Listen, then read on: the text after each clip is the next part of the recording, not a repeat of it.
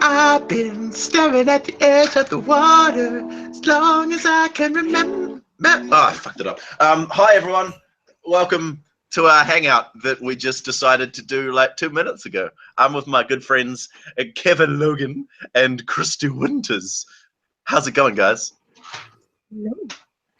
It's a very exciting night for me.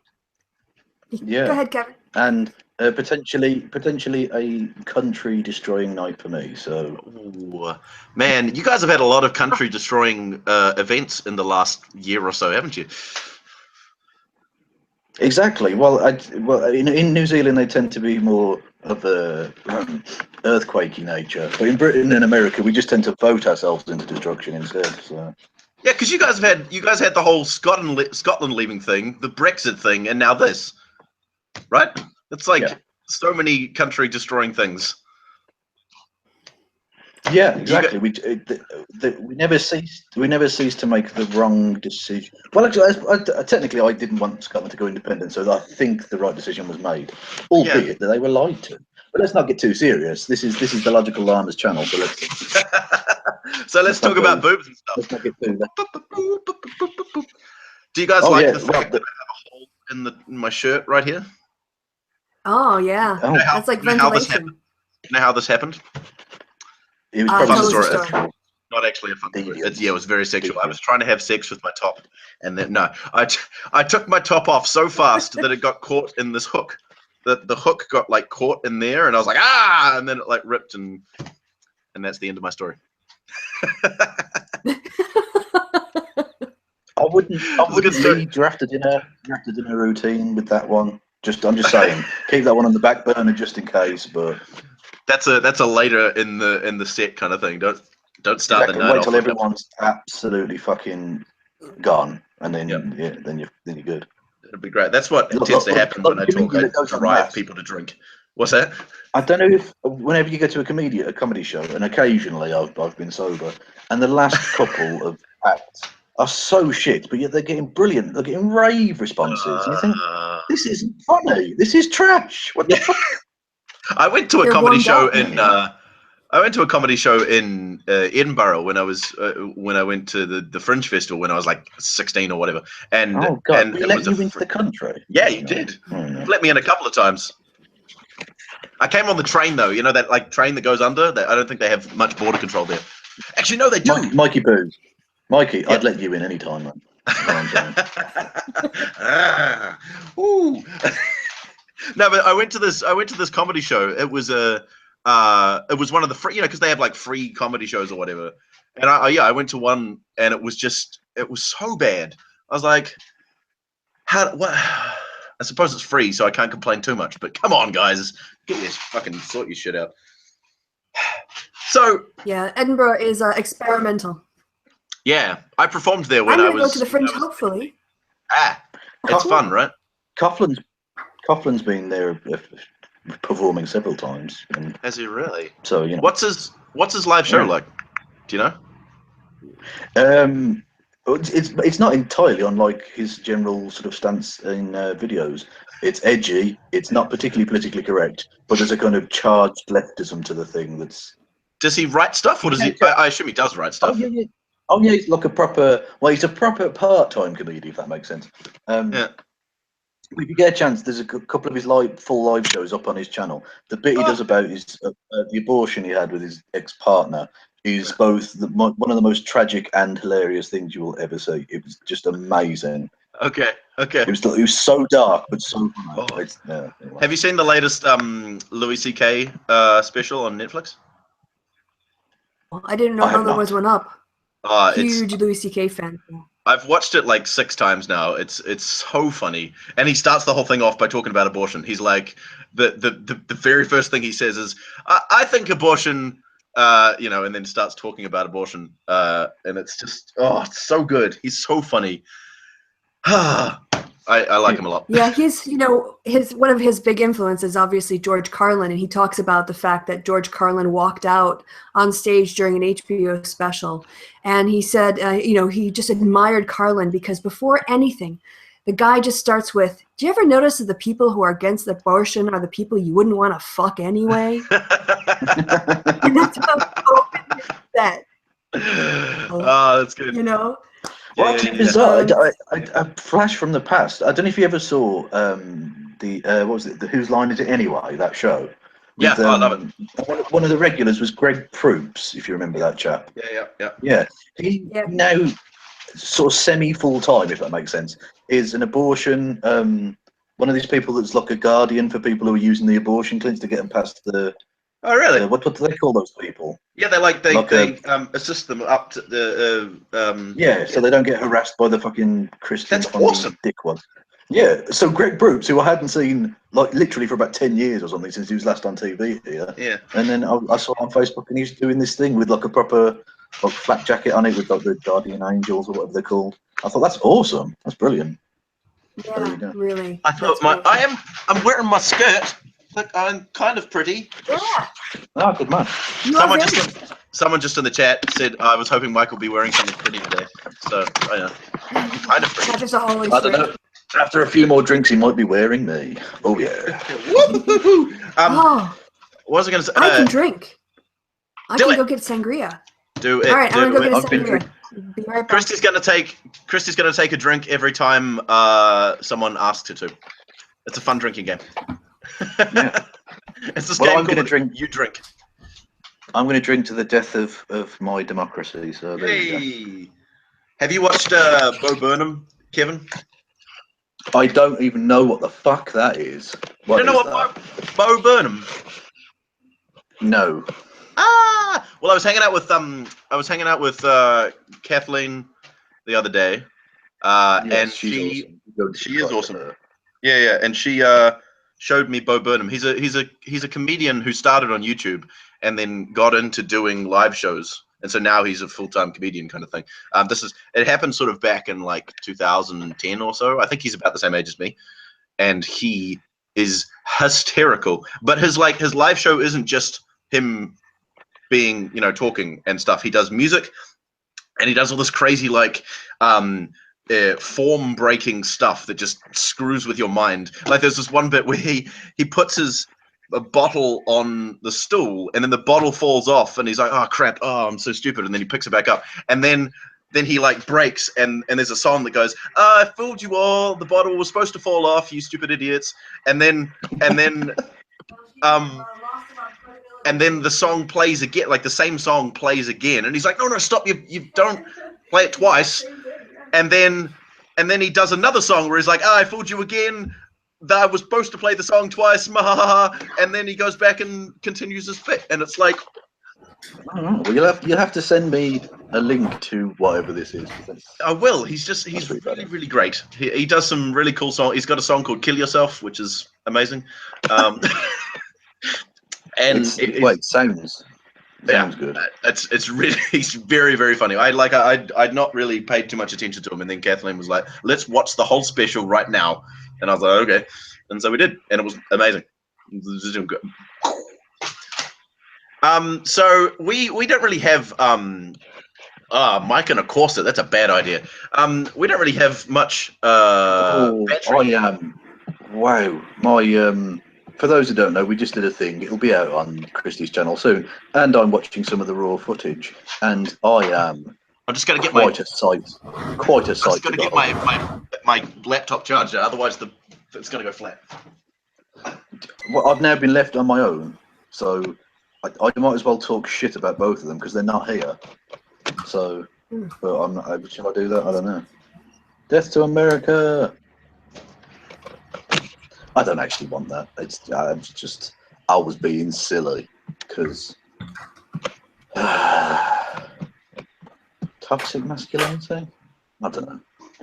Can I just blame that? Can I use that as a cop out? Maybe that's a good thing. Maybe I've found a way that MRAs can be okay with the concept of toxic. We good? That would be super awkward. Kevin, have you read Das Kapital? Yes, of course I've read Capital. Yes. Goal. Kevin, did you vote? Yes, I did. I voted for the Labour Party because George Soros would want me to. And I'm still waiting on that shill money, George. I'm still waiting for the check, George. Where's my check? I can only imagine it must be in the post. Yeah, you know, snail mail these days, it takes quite a lot of time to get one place or the other, especially when it's like international, you know? It's not just that, but you think he'd have it sorted considering he controls everything in the world. Yeah, So, you think he'd have a guy here or something. You'd think he'd have a guy. yeah. Hey, Christy's Maybe boobs. the post. Maybe.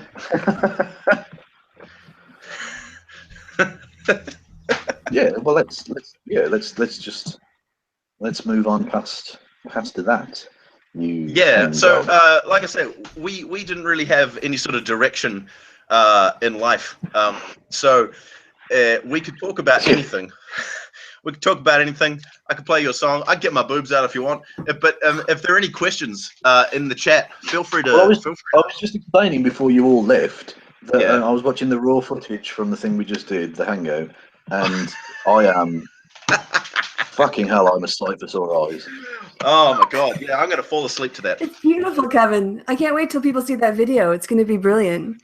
Yeah. I am possibly the whitest human being you will ever see. I mean, it's ridiculous. I'm almost translucent.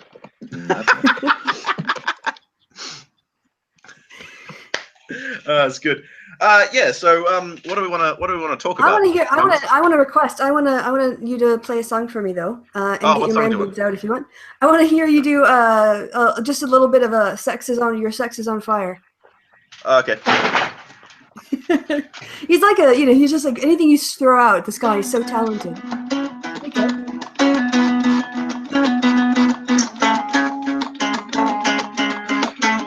I don't know any of the words. Don't make a sound. Don't make a sound. No. I was watching. Yeah, Kevin, get it.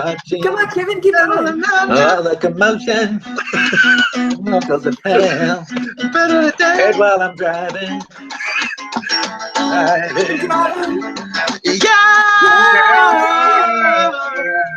Your sex is on fire.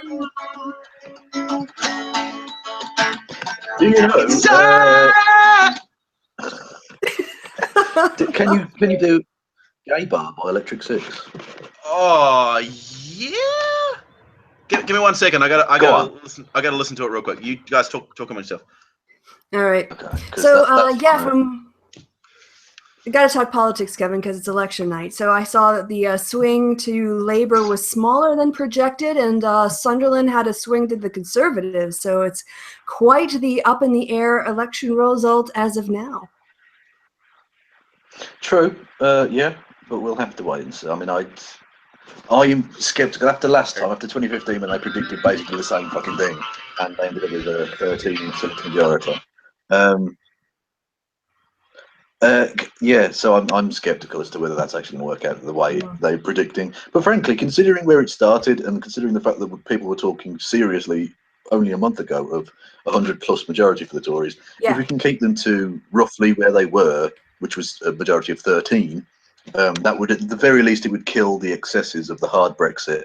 Fox hunting's definitely gone because there are at least sort of 20+ Tory rebels, and everyone else is going to vote against it. So I'd be surprised if that even came to a vote.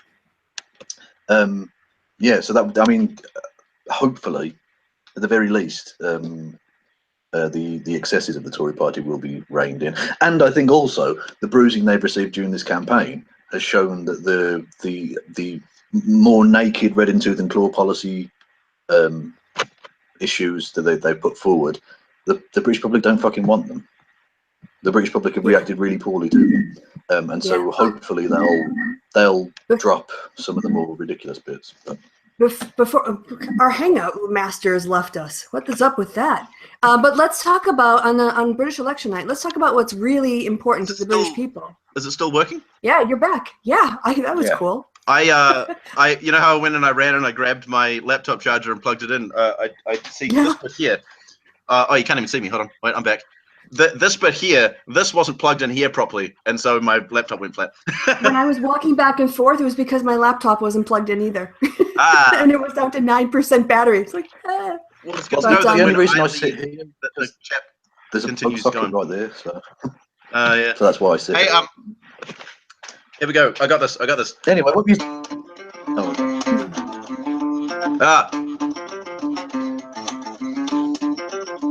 Girl, I want to take you to a gay bar. I want to take you to a gay bar. I want to take you to a gay bar. Gay bar. Woo! Let's start a war. Let's start a nuclear war. Start a nuclear war. At the gay bar. Woo! I always thought it was really strange that they used to bleep out. I don't know if that was just in Britain, but they used to bleep out, let's start a war, start a nuclear war on the radio, Really? which is really peculiar. That is kind of that's odd. not swearing. So No. I've got something to put in you. We'll save that for later. Okay. You've not even bought me a drink. Christian, the important issue to the British public or something? Before... Yeah. Venezuela.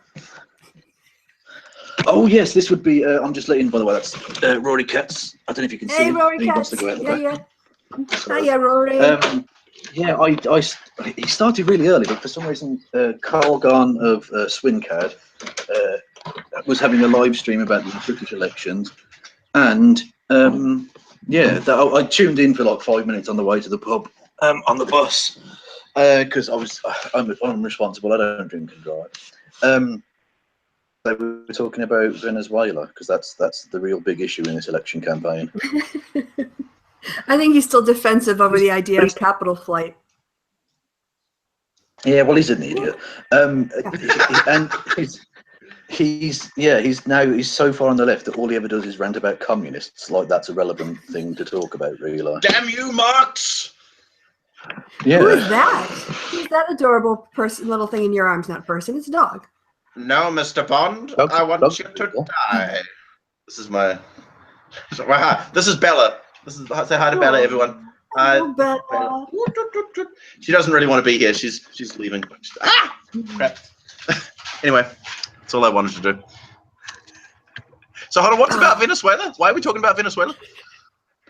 Oh, Carl, our good mutual friend Carl Gon of Swingcat, was having an election live stream about supposedly about the British election, and yet they were talking about Venezuela. As you do. And of course, union. So I mean, there's such cutting edge issues in Britain. Who's he streaming talk with? about nothing else. I don't know, some group of wankers. I have no idea. V was probably there. V's always there. V reminds me. Do you know in Star Wars when Jabba the Hutt's got those little creatures around him, like little clovers or whatever? V is very much that to Carl. That's funny. Is he? So hold on, give me a second. So he, because he's V on YouTube, but on Twitter is he VEEH? Is that the same guy? Yeah, V-Ro or something. Yeah. He's a Romanian who backed Trump for. Basically, he's the one European that wanted Trump to win. Cunt. So. He's an absolute cunt. I can't. He's Carl's Carl's bottom bitch. What are you expecting? Bellas. He's a bottom bitch. Boom. Yeah, I mean, on that hangout where they're laughing about the murders, he says, I'm not taking the moral high ground. I'm getting in the hole. I'm under the moral high ground. I'm like, well, at least you're right about that. Yeah. What a strange, terrible person. Yes. I was going to ask something. It's now 4-0 to Labour. 4-0. Albeit for very, very safe seats. 4-0. Is that a good thing? 4-0. Yeah. Well, if you want Labour. Well, it's sort of irrelevant in the sense that these seats were not really in play as such. But it's good because had it not gone that way, it would be a fucking disaster. So yeah, it's good in general. Yay for democracy! And UKIP have lost. UKIP in all 4 seats have failed to get their deposit back, which is funny. Yeah, I mean, we've been doing focus groups, of course, all over the country, and it's been interesting how many people, it doesn't seem to matter what party they are, basically all agree, like UKIP's main issue is gone. They don't have a purpose, and because many of the people who were supporting them didn't really like what was in their manifesto, they wanted the opportunity to vote to leave. That's why they were supporting UKIP. Now they have that point. They had it. So why would they keep going with a party they don't really agree with? Yeah. See, our referendum. If you're on the right and you wanted a hard Brexit, why would you even bother wasting a vote on UKIP? Because you've got what you wanted, and you might as well vote for the Tories, basically. Yep. Yeah. See, our referendum's about stupid shit like changing our flag. We just what a waste of time. You still got our flag in your flag though, right? Yeah, we do. So that was the thing. We had this whole referendum where people voted on like a set of new flags, so like 5 different flags, and then there was 5, and we voted on which one we would change to, and then there was another referendum to decide between the new one and the old one, and we just stuck with the old one and wasted like $16 million of money that could have helped with child poverty. We have a huge problem with here in New Zealand, so that's kind of nice.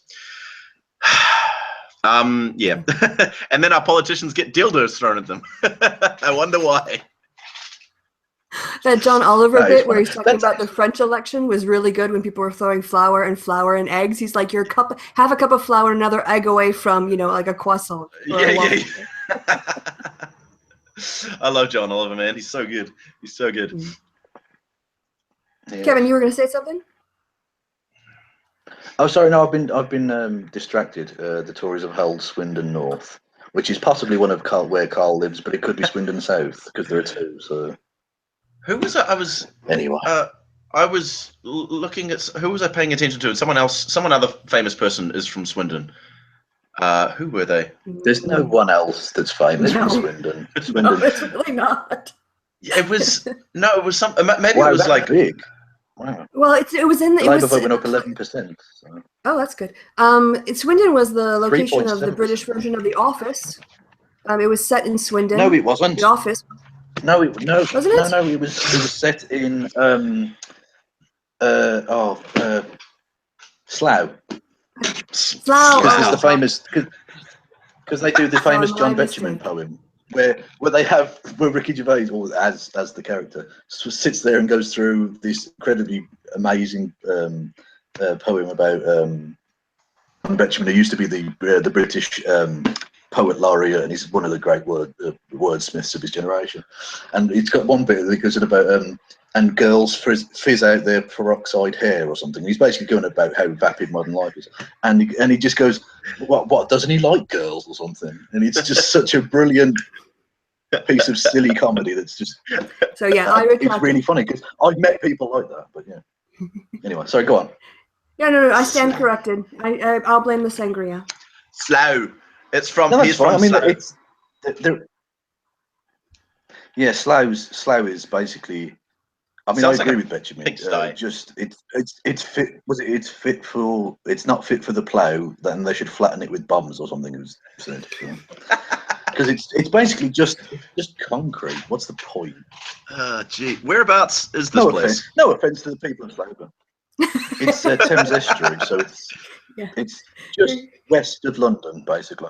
West of You're London. going to have to apologize. Not You have far to from issue Reading. you'll have to issue a formal apology to Slough now. That was the funniest thing I've ever seen when War Corps 666 had to issue a formal apology to the state of Hawaii. What? It said, it's brilliant. I'll have to link you the video. He did a video. It was like a thing in the news about how shit Hawaii was in some newspaper in America, and he did a video on this. Basically, ripped into Hawaii saying how shit it was, and then the Hawaiian press picked up on this. It's such a tiny channel, and they fucking hounded him, and so he had to issue a video, like a formally retracting his claims about Hawaii. That's fucking hysterical. Holy crap balls. It was brilliant. I thought, that's the funniest thing ever. And not just that, but only War Corps. I mean, he doesn't put much effort into his video, but he makes enough videos that you think, well, clearly he cares about the channel to some extent, and he didn't use that as an opportunity to do anything. He just backed down and went, "Oh, I'm sorry," and left it. And I thought, what? He's an odd fish. He's got like 5,000 videos on his channel. It's ridiculous. Yeah. Wow. Yeah. I mean, a lot of videos. Yeah, he's got about as many videos as subscribers, which is very odd. Yeah. There you go. Oh, we were talking about him the other day because of his cooking channel, which just looks. Oh my god! So like I looked at the flagship. It's the perfect distillation of War Corps. The flagship series on his cooking channel is called "Bitch, Make Me a Sandwich," And he makes himself food. Yeah. And not just that, but he makes himself the least healthy food you have ever seen in your life. That's what I mean. Like, how is that? How is he alive? He's basically 99% cholesterol at this stage. It's ridiculous. Well, isn't it really complicated recipes too, like beans on toast and grilled cheese sandwiches and hot dogs?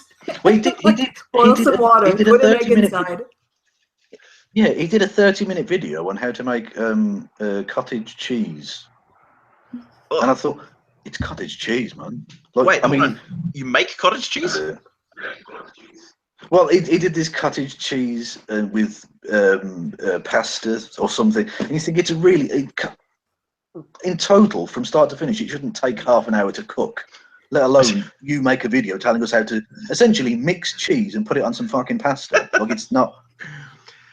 I hate cottage cheese. I hate cottage cheese so much. I've tried to like it, but I can't. I can't do it.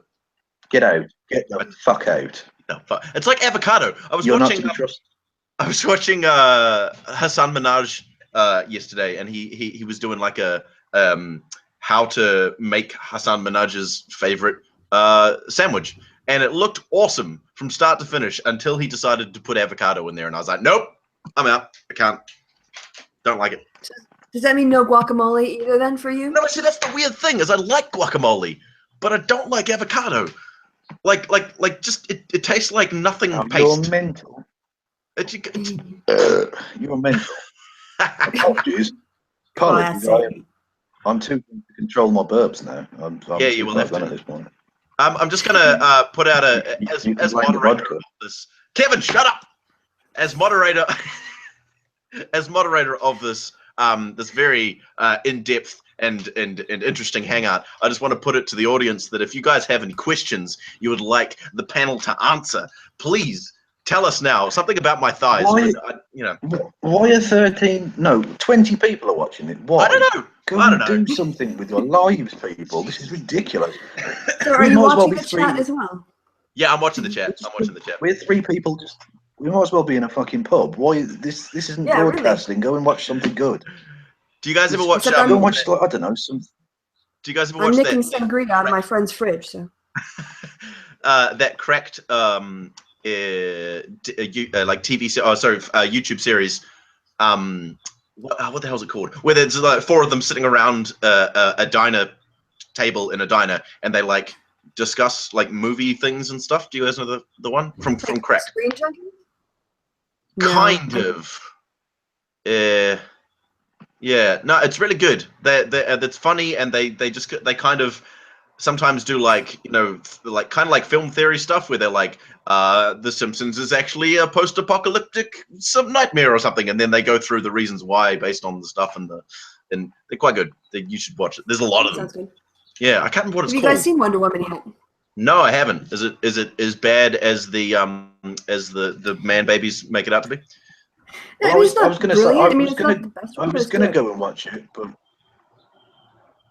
I've been banned from all screenings because I have a penis. I know. Right. These are the same people who are saying women need to be kept out of the military. There's a lot of male-only spaces, but we're not allowed to have any female-only spaces. So I mean, it's not the best movie I've ever seen, but for a summer blockbuster, I mean, I would put it sort of like above Thor, definitely, all of the Thor movies. I'm still a big fan of the Iron Man series. I know people don't like 2 or whatever. I actually like it, all 3 of them. So I'd probably put it under Iron Man, but above Thor. If in terms, I know it's DC, it's not Marvel. So but in terms of strength of story, Wonder Woman in a sandwich. But like this. So she's in the middle. I've just got to say, I wouldn't mind being under Iron Man myself. Out of the suit. Yeah, Robert Downey Jr. I'd trip him up and get him, get underneath him, as they'd say. That's so. Someone in the chat is asking when they're going to see a photo of me in my bra and panties. Probably not very soon. Just FYI. Haven't gone that far. I can imagine you in some big baggy briefs, doing kind of a pose. Yeah, well, see, I got if you go, there's a video that I did a while ago, which for some reason shitlords are taking the piss out of me for. But I did a cover of Taylor Swift's "Fearless," and there's me playing my guitar in my underpants. So if you want to see me in my underpants, also, in fact, in most of my music cover videos where I cover music, I tend to get into my underpants quite often. So I think if you go to any of those, there's the Fearless one, there's the Ed Sheeran one, that's got me in my underpants as well. I think there might be I'm wearing a dress in that one as well. I think you might see up my dress in the Ed Sheeran one. So, you know, that's worth checking out. Yeah, when you had Matt on your channel, I was showing it to a friend, and we decided we wanted to watch more Matt, so we went and watched the Ed Sheeran cover and saw you on your staircase. Yep, that's right. Open bathrobe. Mm-hmm. We're going to I should announce that now. On Sunday, I think it's Sunday. No, wait, Sunday's when I'm flying away. Saturday, which is tomorrow. So like maybe like 24 hours from now, me and Matt are going to do a stream like this, but we'll take requests. So, you know, if you want to come, yeah, it's about this time tomorrow-ish. Some Radiohead. Let's hear some Radiohead. I love Radiohead. I love them. They're great. Well, I just want to put a shout out to my loyal subscribers. You will never see me in my pants. That's never going to happen. You don't need to worry and run away shrieking. I love that British people call underpants just pants. I like that. Yeah. Well, when I came here as an American, it really changed. It's our language. So yeah, you can do whatever you like with it, right? Yeah, it changed the language of, oh no, I've got to stay on my pants. Yeah, no. So. Pants are underpants, Wooly. Like, so when a British person says pants, they're talking about your undies, your grundies. Yeah. Mm-hmm. All kinds of like vitamin instead of vitamin, aluminium instead of aluminum. Aluminum is wrong. It's not how you spell it. It's missing a letter. No, aluminium. Aluminium is not how you spell it. No. See, America changed it. They spelled it wrong. They said it wrong, and then they spelt it wrong, and it's wrong. There's an N. Yeah. I've got different versions of English on my computers. So I've got some British English on some, and then American English on the other. So it always changes. I have some kids at camp. What I'm going to say is, when we... Oh, so go on. I was just going to say that I had a kid at camp come up to me and be like, what has New Zealand ever done for the world? And I was like, we gave the women the vote, we split the atom, Lord of the Rings. Fuck you. Owned. Technically, you didn't give Lord of the Rings. It's actually a British author, so we made it better. So. And actually, he was from just down the road from where I live, J.R. Tolkien. The really? Sarhall Mill. Yeah, he used to live in Sarhall Mill, which is literally, I could probably walk there in about an hour. And it was not far from where I used to go to college, which is like, for Americans, I don't mean college as in university. I mean like the bit between high school and university, basically. Sixth form college. Yeah, exactly. Yeah, basically the ages of like 17 and 18, right? And the place I went to was just down the road from this Sarhall Mill, which is where J.R. Tolkien used to live when he lived in Birmingham. He's like the biggest nerd, J.R. or he was. He wrote languages, for God's sake. Yeah. Oh my lord, I love it. Yeah, but I didn't realise that's where he used to live at first. And so when I used to go to college to like the local pub we used to use, technically illegally, but we used to walk through there. And every now and then, like I think it's twice a year or something, they had like a Lord of the Rings weekend. And so you'd be walking through, and I didn't know this is where he'd lived. And you just see streams of people walking down, like wizards and orcs and shit, just walking down the fucking street. And you were just like, what? This is good. Yeah, the first time I saw it, I thought, what is good? Because there isn't like an exhibition centre anywhere. So I thought, what is going on here? And so I had to stop a man dressed as, I think, Gandalf or some bollocks, I don't know, and ask him. And he was like, oh, that's, and not just that, but he was such a geek, this bloke. Beautifully so, though, because he was speaking in the way that the character speaks. Ah, that's so good. That's so good. And he was like, the Lord of the Manor lives at the blood. And I thought, what are you fucking mental, guys? What's wrong with you? I actually met Sir Ian McKellen. We were it was weird. I was we were playing a gig at a friend. Yeah, we were playing a gig at a French restaurant in Wellington, and we were packing up. Unfortunately, we were packing up the gig, and a bunch of people kind of were waltzing into the restaurant, and I was just sort of putting some stuff in the car, and my friends were talking to this bloke who was he was kind of just. He had all these kind of trashy looking clothes on and stuff. And I was like, oh, okay. And my friend came over and I was like, who's it you're talking to? And they're like, it's Syrian McKellen. And I was like, what? And it turns out he was there. He was doing that show Waiting for Godot. And in that show, he's dressed just like kind of like a hobo or whatever.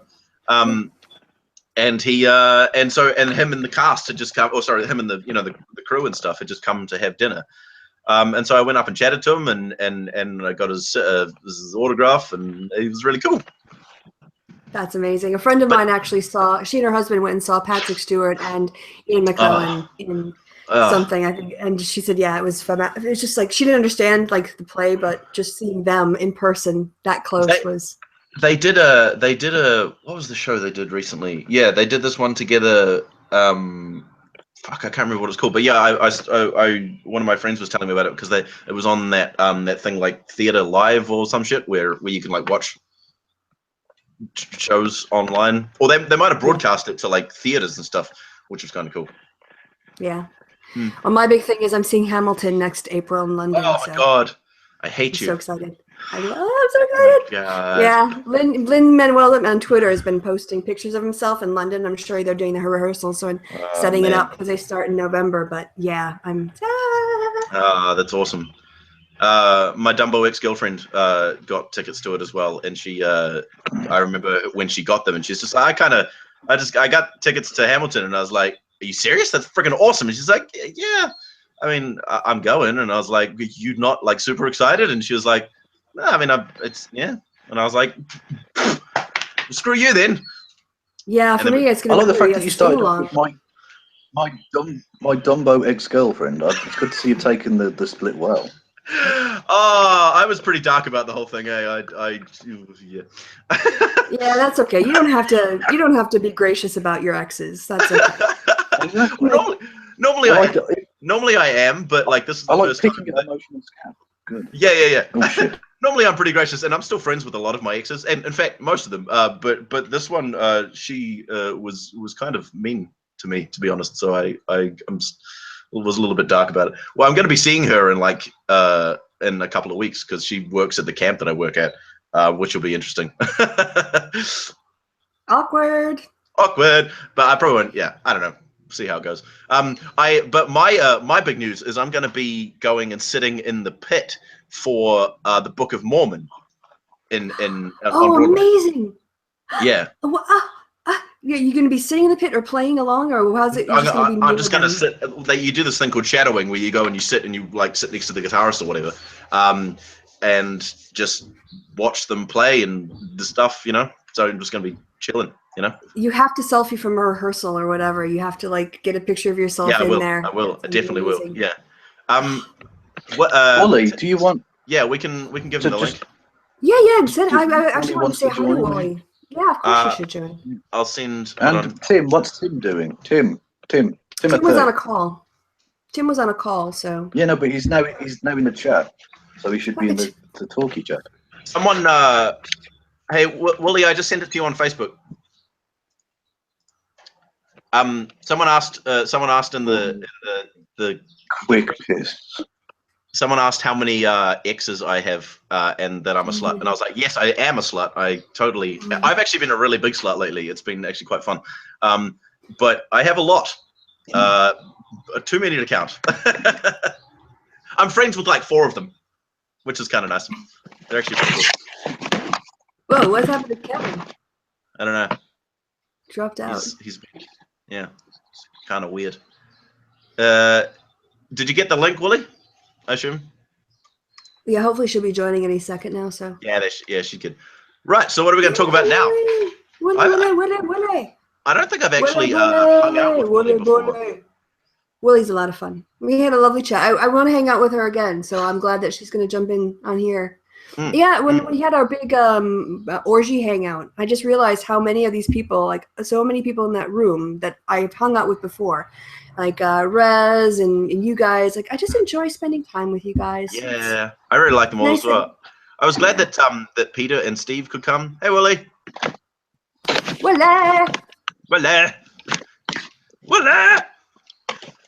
We're hearing lots of background noise, but not your voice yet, dear. Yeah, I really like them all as well. All right, I gotta. Hold on. Oh. Hey, Willie. I'm Yeah, here. we can hear the video.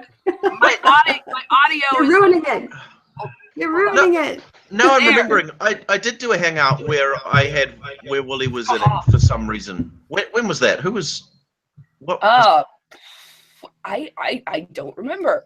Well, it was quite recently, or maybe I was watching something with because you said some stuff, and then your husband or man thing said some stuff. I can't remember. Man thing? Your man thing? Is that what you called him? Yeah. There's a new pet name. Hey, I man never thing, sure come here. what to call. Hello, people. Hi. Hello. What are you watching, Kevin? Yeah, I think we were on a stream. I'm filming. No, sorry, I'm filming me for vlog thing of the election day. So hello to the people. And saying anything. Hello to the people. yeah, but no, I'm just. This is just going to be a small aside of like, oh, this is what I did for a couple of hours at the thing. And that, so. You got online and didn't talk about the election during the election.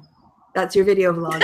I don't really want to. I don't want to because I'll just end up crying. So. Yeah. Well, the new update I got when I went downstairs to freshen up my drink was that looks like they might end up with basically where they started. So the Conservatives would have run this entire election for nothing. Yeah, that's brilliant because that just means that millions of pounds of tax money has been fucking wasted for no outcome whatsoever. Yeah. Yeah. That's awesome. Like I said with the flag thing, it's the same fucking thing, just great.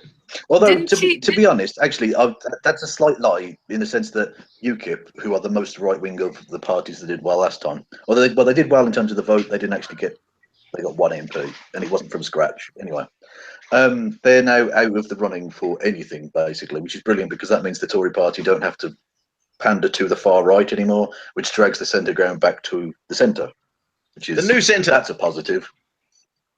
So maybe the actual the centre, EU... not the Dave Rubin white genocide so centre thing going on there. Yeah, maybe all the EU residents living in the UK won't be booted out under the new. No, they weren't. Anyway, to be honest, I don't know why they bothered. The government did that. They've knocked that down when it was put forward in Parliament. Yeah, because the last thing you want is Thunderfoot. You don't want Thunderfoot coming back to the UK.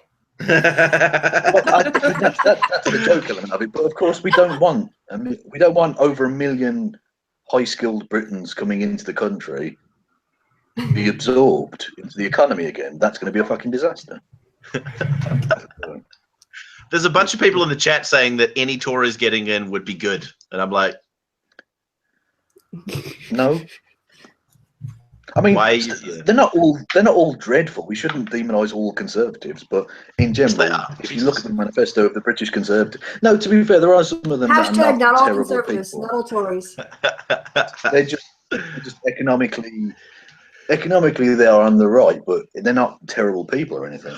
But the problem is, once they get into Parliament, they get whipped into voting for absolutely disgusting things. I see. Why? Sorry. So, yeah. Stop playing with my gun. Can we just take a moment to say what I love whenever I do these hangouts? I always like to take a moment just to bear in mind what an amazing piece of technology this is. That we have technically both me and Christy are in Britain, but she's an American in Britain. Don't worry, we won't kick you out just yet. You're foreigner.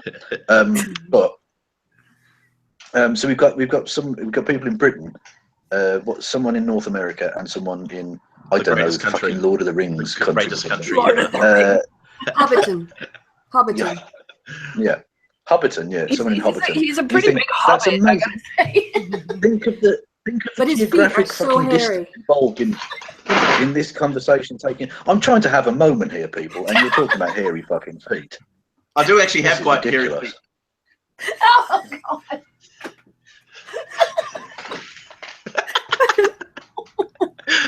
No, I agree, Kevin. I agree. The geographical distance is spectacular because to have this conversation even needs some uplifting involved. huge amounts of travel for at least 3 of us, so, or at least 2 of us. Definitely. So this is awesome. And we're totally wasting it by just talking shite, but so fuck it.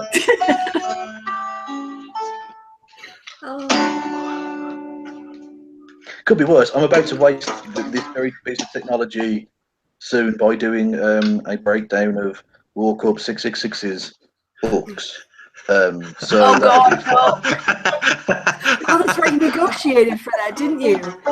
You've done your yeah, cost. I did a Oh yeah. I did a debate with him for that. So How was I've the now debate? got royalty free and copyright free access to all of his writings. So. That How is was- awesome. That is Tell so me about awesome. the debate. Tell me about the debate. I didn't watch it because I'm an asshole. I did I pretty well, but like so many of these things, when you make a good point, they then go okay and move on.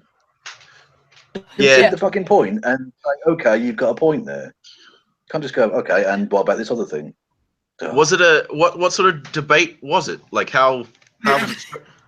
We just chatted. He had a few questions about like social justicey type things, and we just sort of rambled for an hour and a half. It was quite pleasant, and actually, on a personal level, when chatting to him beforehand for about 20 minutes, it was a perfectly pleasant human being. You think, why are you such a twat on screen then? Why do you behave that way?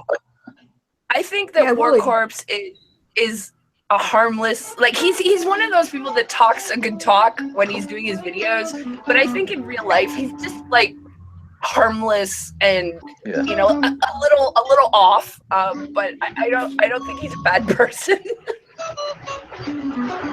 He's He's a white Yeah, man. same thing. I a don't very think he's thoughtful person. I nearly didn't enter him into the Hall of Shame that is the Descent of Manosphere, because there's one video called ESPN Airs a Gay Kiss, where he was going through like this. So, Michael, I bless you, dear, but that is really fucking distracting. You're very talented, but We're all just seriously, gonna stop if and that was listen. within, if that guitar was within arm's reach, it would be being inserted into your arse right now. That's all I'm saying. I've totally lost my train of thought. There we go.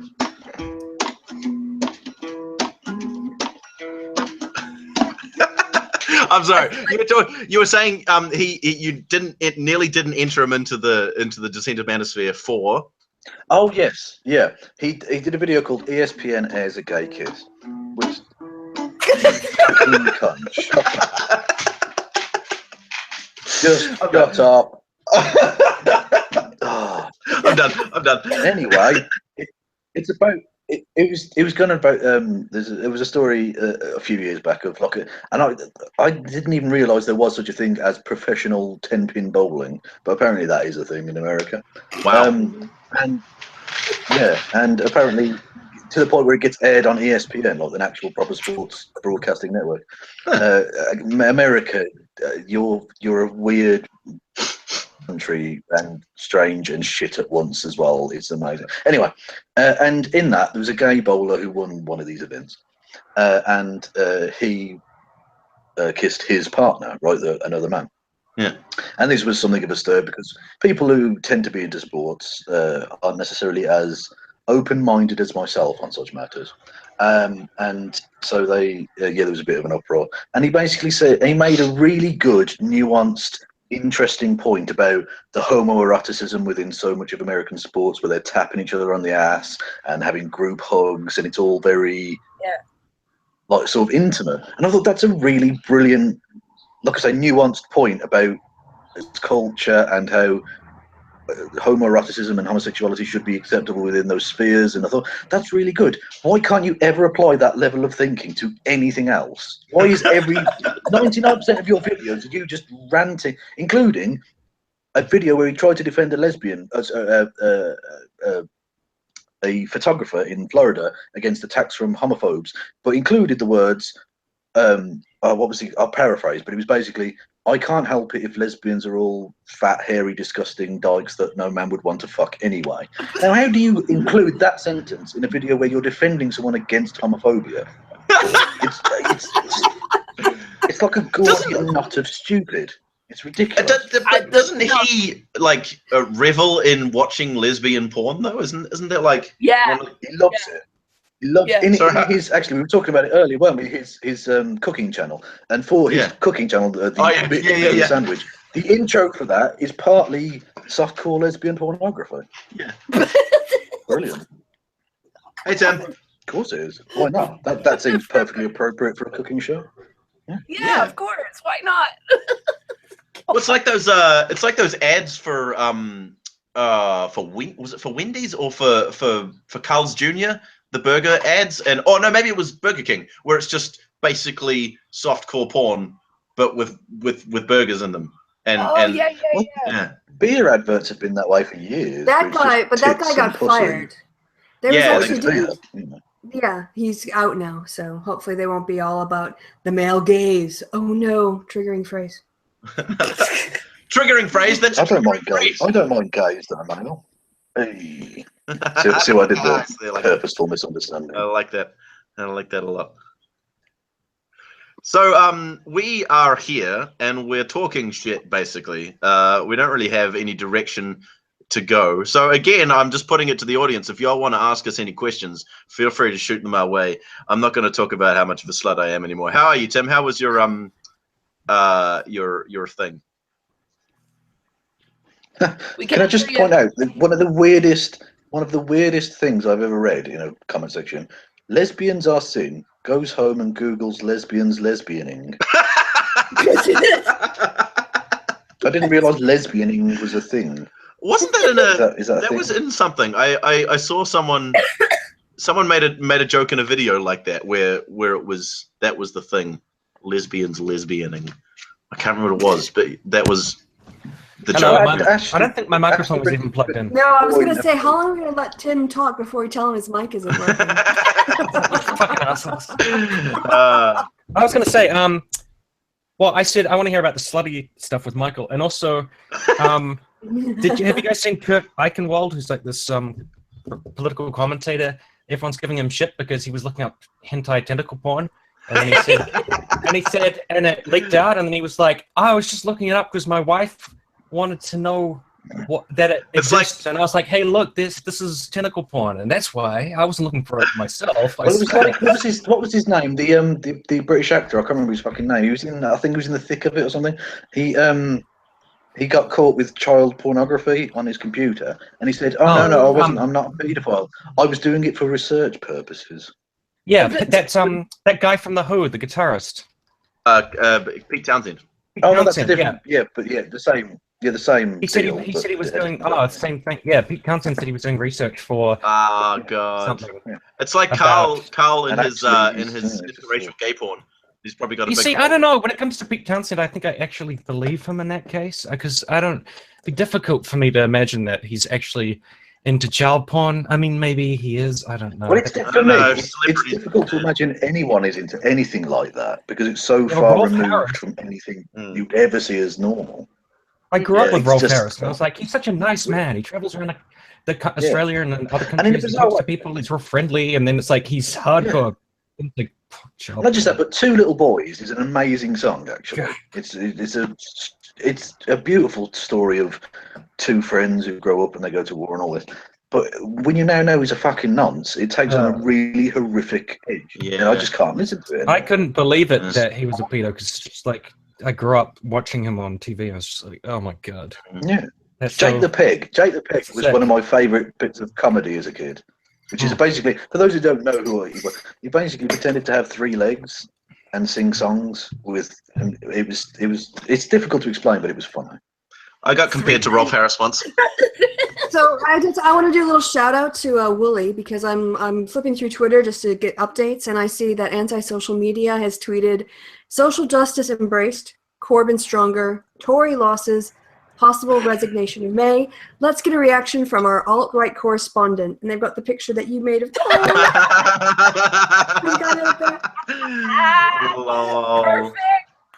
Perfect. If they do fail to get a majority, then the best thing that I'll do is I'll be able to do a video on this, and basically my skit is, and I might as well reveal it, I'm going to pretend to masturbate over a picture of Carl crying. That's going to be my thing. Pretend. Pretend, yeah. Exactly. Good one. You won't actually see it going on, so I might film it hardcore, but film it softcore. You know what I mean? Just cut out the worst bits. Oh, jeez. Just blur it out. Yeah, just blur it out. You're like, oh my god, I'm so acting. Oh, this is just pretend. Oh yeah. That's not going to get monetized. I swear this isn't real. Oh. That is not advertiser friendly. I could say, yeah, exactly. I was doing it method. That's what was happening there. Like De Niro, I'm sure he's got a few scenes like that. Oh. Oh, jeez. Exactly. De Niro would often masturbate over people. You know. Like, Why wouldn't you? Movie where he masturbates. For legal reasons, I have no evidence that Robert De Niro ever masturbated over him. Just in case. All right, I'm out of sangria, so I'm running. I'll be back. Okay. Sangria. Cool beans. I was going to say something about pedophilia. Oh, good God. Because we were talking about. Okay. I can't remember what it was now. Because we were talking about Pete Townsend and stuff like that. No, I can't remember now. I can't remember. It doesn't matter. Doesn't matter. Oh, I think it was just a quip. I was gonna put in a funny quip, but then the moment passed. I've realised I've paced my drinking really poorly today. How? I've paced my drinking really well. I went out at about 6 for a couple of beers, and I thought, well, I'll get back about 10 for the exit poll and all that. And I've been chugging vodka and coke, really. I mean, I really have not paced it well at all. And it's only midnight, and I probably won't go to bed till about 5 or 6. So, I mean, I'm going to be in trouble in a couple of hours, to be honest. You are, yeah. So I need this stream to end before I get to that stage.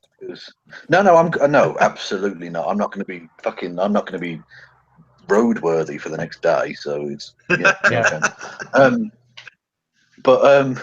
but yeah, I'm just because I'm going to end up with me fucking cock out or something on screen because I'm all over the show. Do it. Shit. I've already seen. The thing is, the thing is, my cock's so small you wouldn't be able to see it, but I'd feel embarrassed nonetheless. You know what I mean? So. Lol. It's all right, Kevin. We can relate on such matters. I don't know if Sargon is crying on that stream because someone just said that it was quite boring. So I guess the tone might be a bit muted. Like they might be a bit depressed. No, Kevin is not unemployed. He should be because he's unemployable, but he's employed. Just thought of something to talk about. I don't know if it's too private or whatever. Just the thing you were talking about on Facebook earlier, Kevin. Oh, me, yeah, no, that is, I can't, for legal reasons, I can't go into that. No, technically I can. Technically I absolutely can do so because it's my own shit, but I've been advised not to, so. I'll lay off then. Is this something I know about? Clearly not. The shield? Where can I find... Very secret. It's part of the kind of inner circle dealings that we get on with in Wally doesn't know. I'll type briefly. I mean, were you here for yesterday's sacrifice, Michael, or? No, I left my card, my feminist card at home. So I have no idea what you're talking about. The sacrifice. Christy. Oh, Wally hasn't been initiated. Don't worry. We're not talking about it. Yeah, in my gym jams. When I pass out, I just can fall right into sleep and right into bed. Oh, there you go. So we're all getting naked now, is it? You stunned it. Mother was quite chat. Wally, I'll put it in the chat for you. So. Oh, I see. Okay. Okay. Yeah. I'm just wondering, shit. Jay, I just read stuff. My God. If Theresa May loses her, I completely change the subject. Loses her majority and stuff, and Corbyn gets more popular, does that mean that we can tell Conservatives to shut up for as long as this coalition exists? Till the next election. You lost. You are the losers. You have no right to have an opinion anymore. The problem is, and Trump won. Let's go with the exit poll being correct. Literally in terms of the numbers, it's going to be almost impossible to put together a coalition for anyone because the Tories don't have the Lib Dems as an option this time because the Brexit thing. Look, they're completely opposite ends of the spectrum, so there's no chance. And the same with Labour and the SNP. So, and even with the Unionist Northern Irish parties, they still can't get up to a majority. Again, this is just going by the exact numbers of the exit poll. And Labour, in theory, could get there, but you'd need a coalition of like 5 different parties, which just makes it so untenable as an option, really. Could the result you either can have a poll or not? Oh yeah, absolutely, yeah. I'd be surprised if it ended up this way. I still think the Tories probably will get a very small majority, to be honest. But yeah. I can give you insights from our focus groups in terms of people's perspectives on both May and Corbyn in the last few weeks, which is I know YouGov came out with some stuff about like Theresa May being strong and stuff, but they didn't have the full picture. So over the course of the campaign, what we found from Wales, Scotland, and England, and from people of a variety of partisan and non-partisan identifications, is that people generally were not upset that May called the election. They understand that there's this whole thing in British politics where when it's to your advantage and you're at your strongest, you should call an election. So people really weren't holding it against her. In fact, conservatives especially were saying it was a good move because she wanted strength going into Brexit. And even people who, a couple of people who were Remainers said, look, the election's over, or the Brexit vote is done, we're exiting, we need a strong negotiating standpoint. So yeah, if we're gonna be negotiating this, we want to do it from strength. But they've seen her now because she's done several U-turns, and the party itself has changed its mind on policies a few times. They see it as not nearly as strong and stable as she started out being. And so they see her as a strong leader. Her strength was being a strong leader, but that's faded over time, and they've become very disillusioned and disappointed with her. On the other hand, on Corbyn's side, even people who don't agree with Corbyn say, look, he's principled. The man, you know where he stands. If he says he believes in something, it's not going to change in 2 weeks' time. That's who he is. That's what he believes, and you can actually trust that when he says it, he will actually back, that's what his true position is. So if it's a case where they don't have a majority and Labour has to form a government, a coalition, Jeremy Corbyn will have to go back on his word because he's been saying he's not going to form a coalition. And we saw in 2010 after the Hung Parliament, when the Lib Dems came in, it was their backtracking on tuition fees and their backtracking on some other things that really alienated voters from the party, and they punished them in 2015. So May was I'll just finish up. So May was seen as strong, but not nearly as strong as she started out. Corbyn was seen as principled, but also not a leader. People just didn't see him. They said, one person said, you could kind of see him on his allotment or keeping bees or meeting you up at a Sunday church picnic where he talks to you about his organic honey. Where's Anita's bees? Yes, where's Anita's bees? Where's Corbyn's bees? Yeah, but next to Trump at a G8, they didn't see him on the world stage. And I think that's kind of why I thought the Tories were going to pull it out. The one aspect that makes a coalition possible this time, and slightly less risky for anyone involved, is that it would have to actually be a genuinely progressive. I don't know who's got the echo there. I can hear myself back. Someone's echoing. It must be Wooly because everyone else is wearing headphones. I just put a washer in my belly button. I muted my microphone, so I don't know if it's me. Maybe it's you, Kevin. It can't be me because I'm wearing fucking headphones, so it can't work. Well, you're echoing. What was I going to say?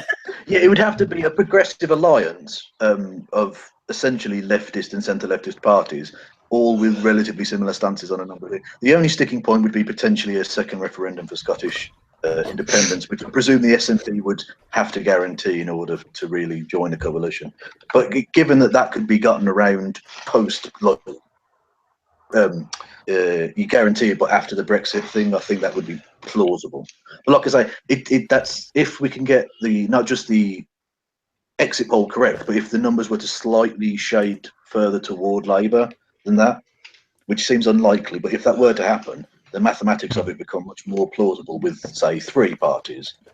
And that becomes then possible, really. But you guys know way too much about politics. Like, what? It's my job. It's like I found a study to do exactly this.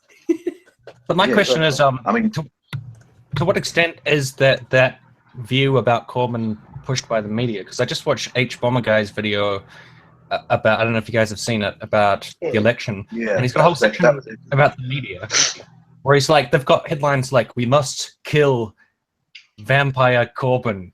Yeah. Oh yeah, but to be fair, that's the Daily Mail. I think a study said that two of those newspapers had zero stories about Corbyn that were fair or accurate. Yeah, H. Bomber Guy's video was excellent in pinpointing that as a problem. But I think in general, what happened was once the polls started to go in Corbyn's favour, because people actually started to like, and bizarrely, the people seem to forget because it seemed like so long ago, but the start of the election campaign was actually sort of shambolic for Labour because they had parts of their manifesto leaked wrongly, like they didn't ahead of time, but it actually worked out like a Radiohead album. Which happens. It's not finished yet. Going, and so once the polls started to go in that way, the media, by and large, outside of the extreme right wing, like the Express and the Daily Mail and Sky News and all that, actually started to look at him and go, "Wow, okay, it's probably not that bad."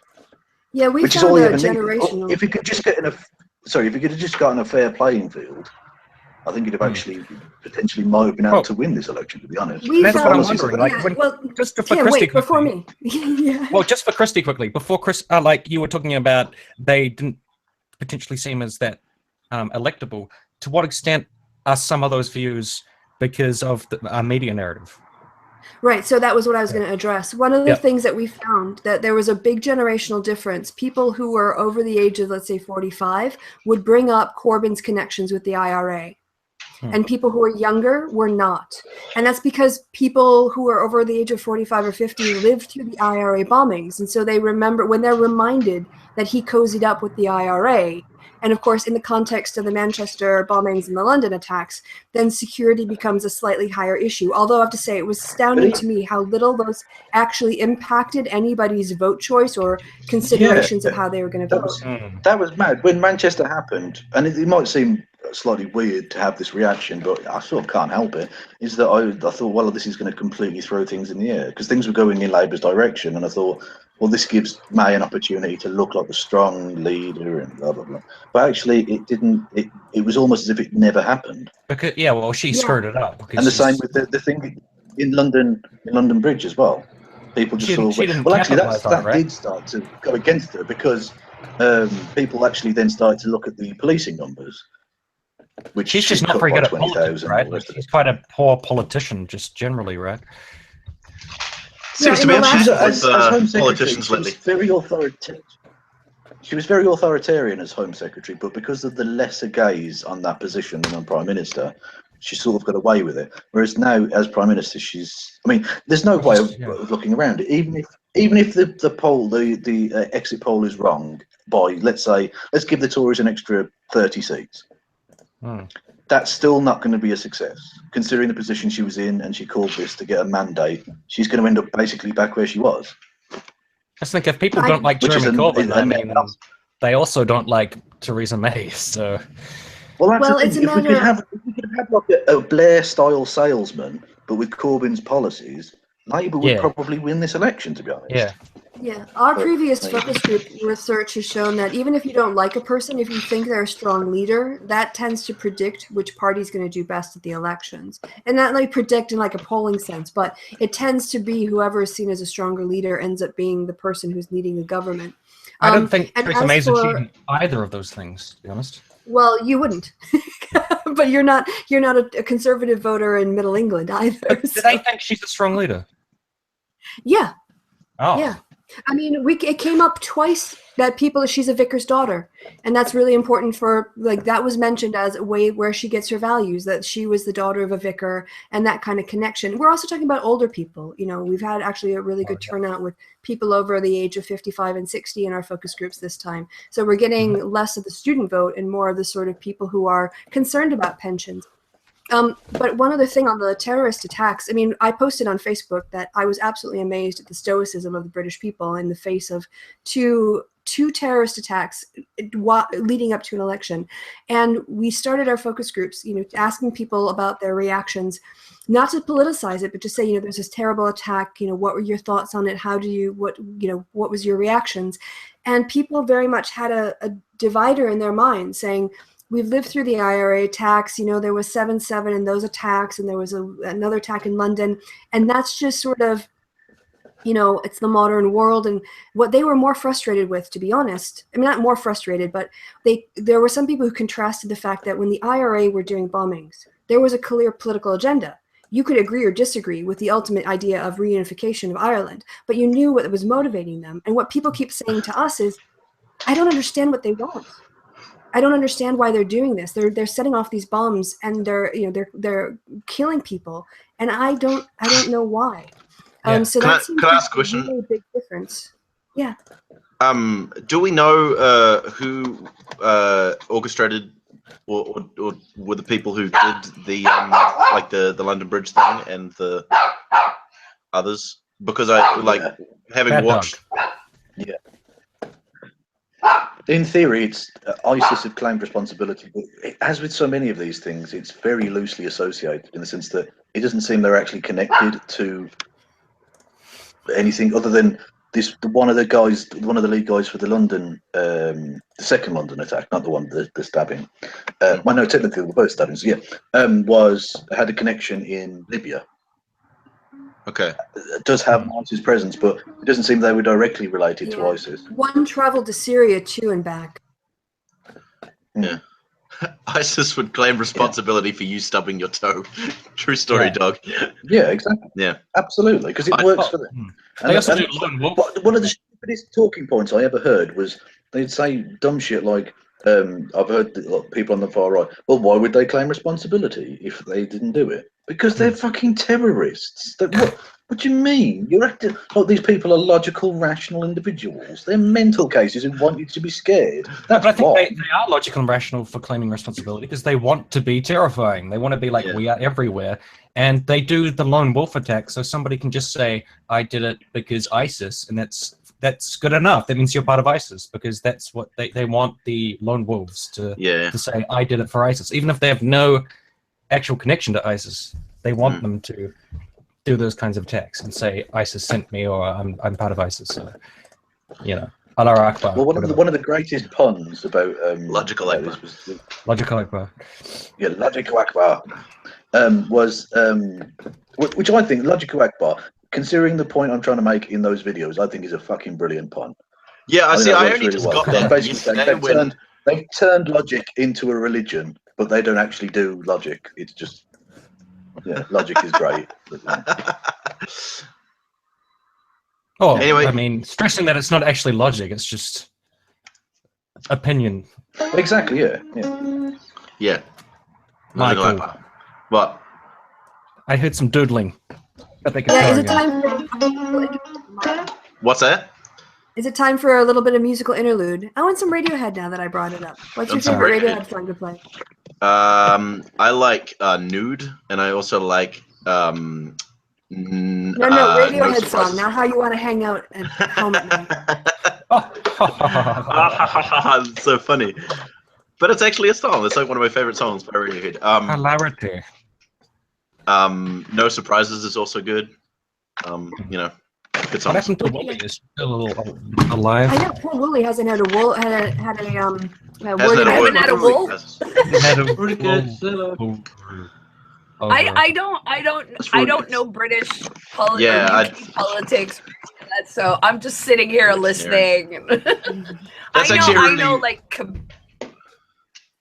I know the Quebec politics and the separation shit that goes on here, but that's pretty much it. What's going on? What's going on in Quebec? Let's hear about it. Tell us. They're trying to. They're separatists, right? Yeah. Oh yeah. For us, it's not a race. Well, it's sort of a race issue, but it's more of a French versus English issue here. And classic. Yeah, I know. So if you're not French, you're, So yeah, it's they seem to wanna do another referendum, trying to separate from the rest of Canada, and I'm like, yeah, that's not gonna work because y'all. Look, it's the old bigots that want to separate, and they're dying off. So it's not going to work. Is it generational? It's generational. Yeah, the younger French Quebecers, they're not interested in separating because they know if excuse me, they know if we separate, we're going to have like jobs that go south, and people are going to leave, and Quebec has the best benefits for families and for elderly people, and like the best welfare system put in place for its citizens. And if we separate, that all goes to shit. So, it doesn't almost benefit. just boring as New Zealand politics, and that's pretty fucking boring. Yeah, we have. Yeah. I was just going to say, how big is Quebec? Like, is it a lot of people? We're the hugest province in Canada. Like we're massive, and we have the most. Well, we don't have the oil, but we've got the hydro dams, and like we've got up north we've got Nunavut and the Inuit, and it's huge. So if we separate, it's a huge issue, not just for Quebec but for Canada, because then you've got like the hydroelectric issue, and it's just it's not going to happen. It's not going to happen. It's going to be a waste of everyone's time and everyone's money, and for what? A bunch of old bigots. Dog on the Roof says Quebec wants to separate but stay financially attached, which is rightfully mocked, and that sounds just like the EU. Yeah, exactly. Yeah, right. Yeah, well, they want to Can separate. we still be part of the one market? We need to get a deal. Yeah. But we hate you and want to leave, but don't make us leave. That sounds like a person who wants. Oh, sorry. I'll just say it sounds like a person who wants to. You got What? Go, Christy! I was just going to say, it sounds like a person. It sounds like a person who says, "Look, I know we're living together, but I'd really like to break up and sleep with other people. But could you still keep paying half the rent?" Yeah, exactly. And the other sometimes. Yeah, exactly. Yes, occasionally. And the other problem is because Quebec. The other problem is because Quebec is so big, like it goes, pretty much it cuts the country in like 3/4. So you would PEI and New Brunswick and Newfoundland would still be part of Canada, Newfoundland. But you'd have to go. Welcome to Newfoundland.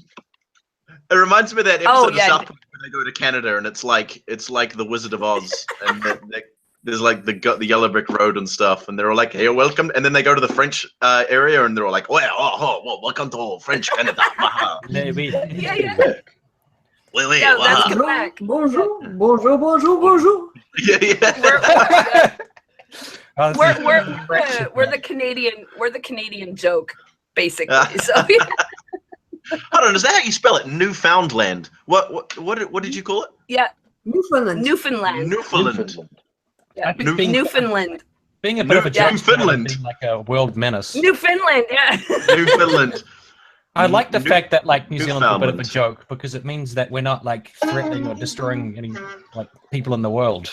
Hopefully. Have you seen that? Have you seen that ad for New Zealand? I've got my eye on you, people. Really? That ad for New Zealand, which is like it's showing you pictures of picturesque New Zealand, and they're like 100% green, 100% free and open and picturesque and all this sort of stuff. And then it comes on, and then you hear like jets coming, and it says 100% yours for the taking, and like these comes flying over, and That's awesome. Yeah, it was actually Hello, really funny. we're from Newfoundland. We've come to take New Zealand. We're like, okay. Yes. Here you go. Well, just take it. Take it. We don't even care. We don't whatever. have any defense. What accent was that in? What accent was that to? That was Newfoundland. Accent. Newfoundland. I am from Newfoundland. Now we all sound Who German. sounds a lot like the German guy from The Simpsons. What's his name?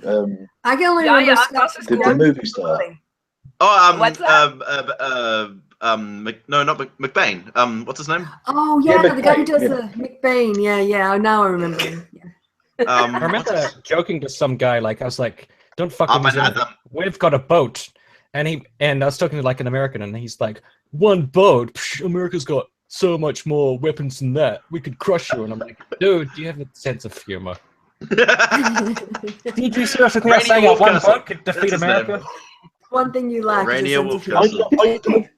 I'd love to see New Zealand invade America. That would be amazing. I know. That would be so we don't need to. We just beat you in rugby. Well, you're not probably, American. I don't know. We take over like the tip of Florida. Beat everyone in rugby. Make a little compound, and we'd just be like right on the tip of the peninsula, and like, all right, we're gonna come for the rest soon, but we'll be there in a second. We're just gonna stay here at the tip of on the tip of Florida for a bit. Hey, Christy.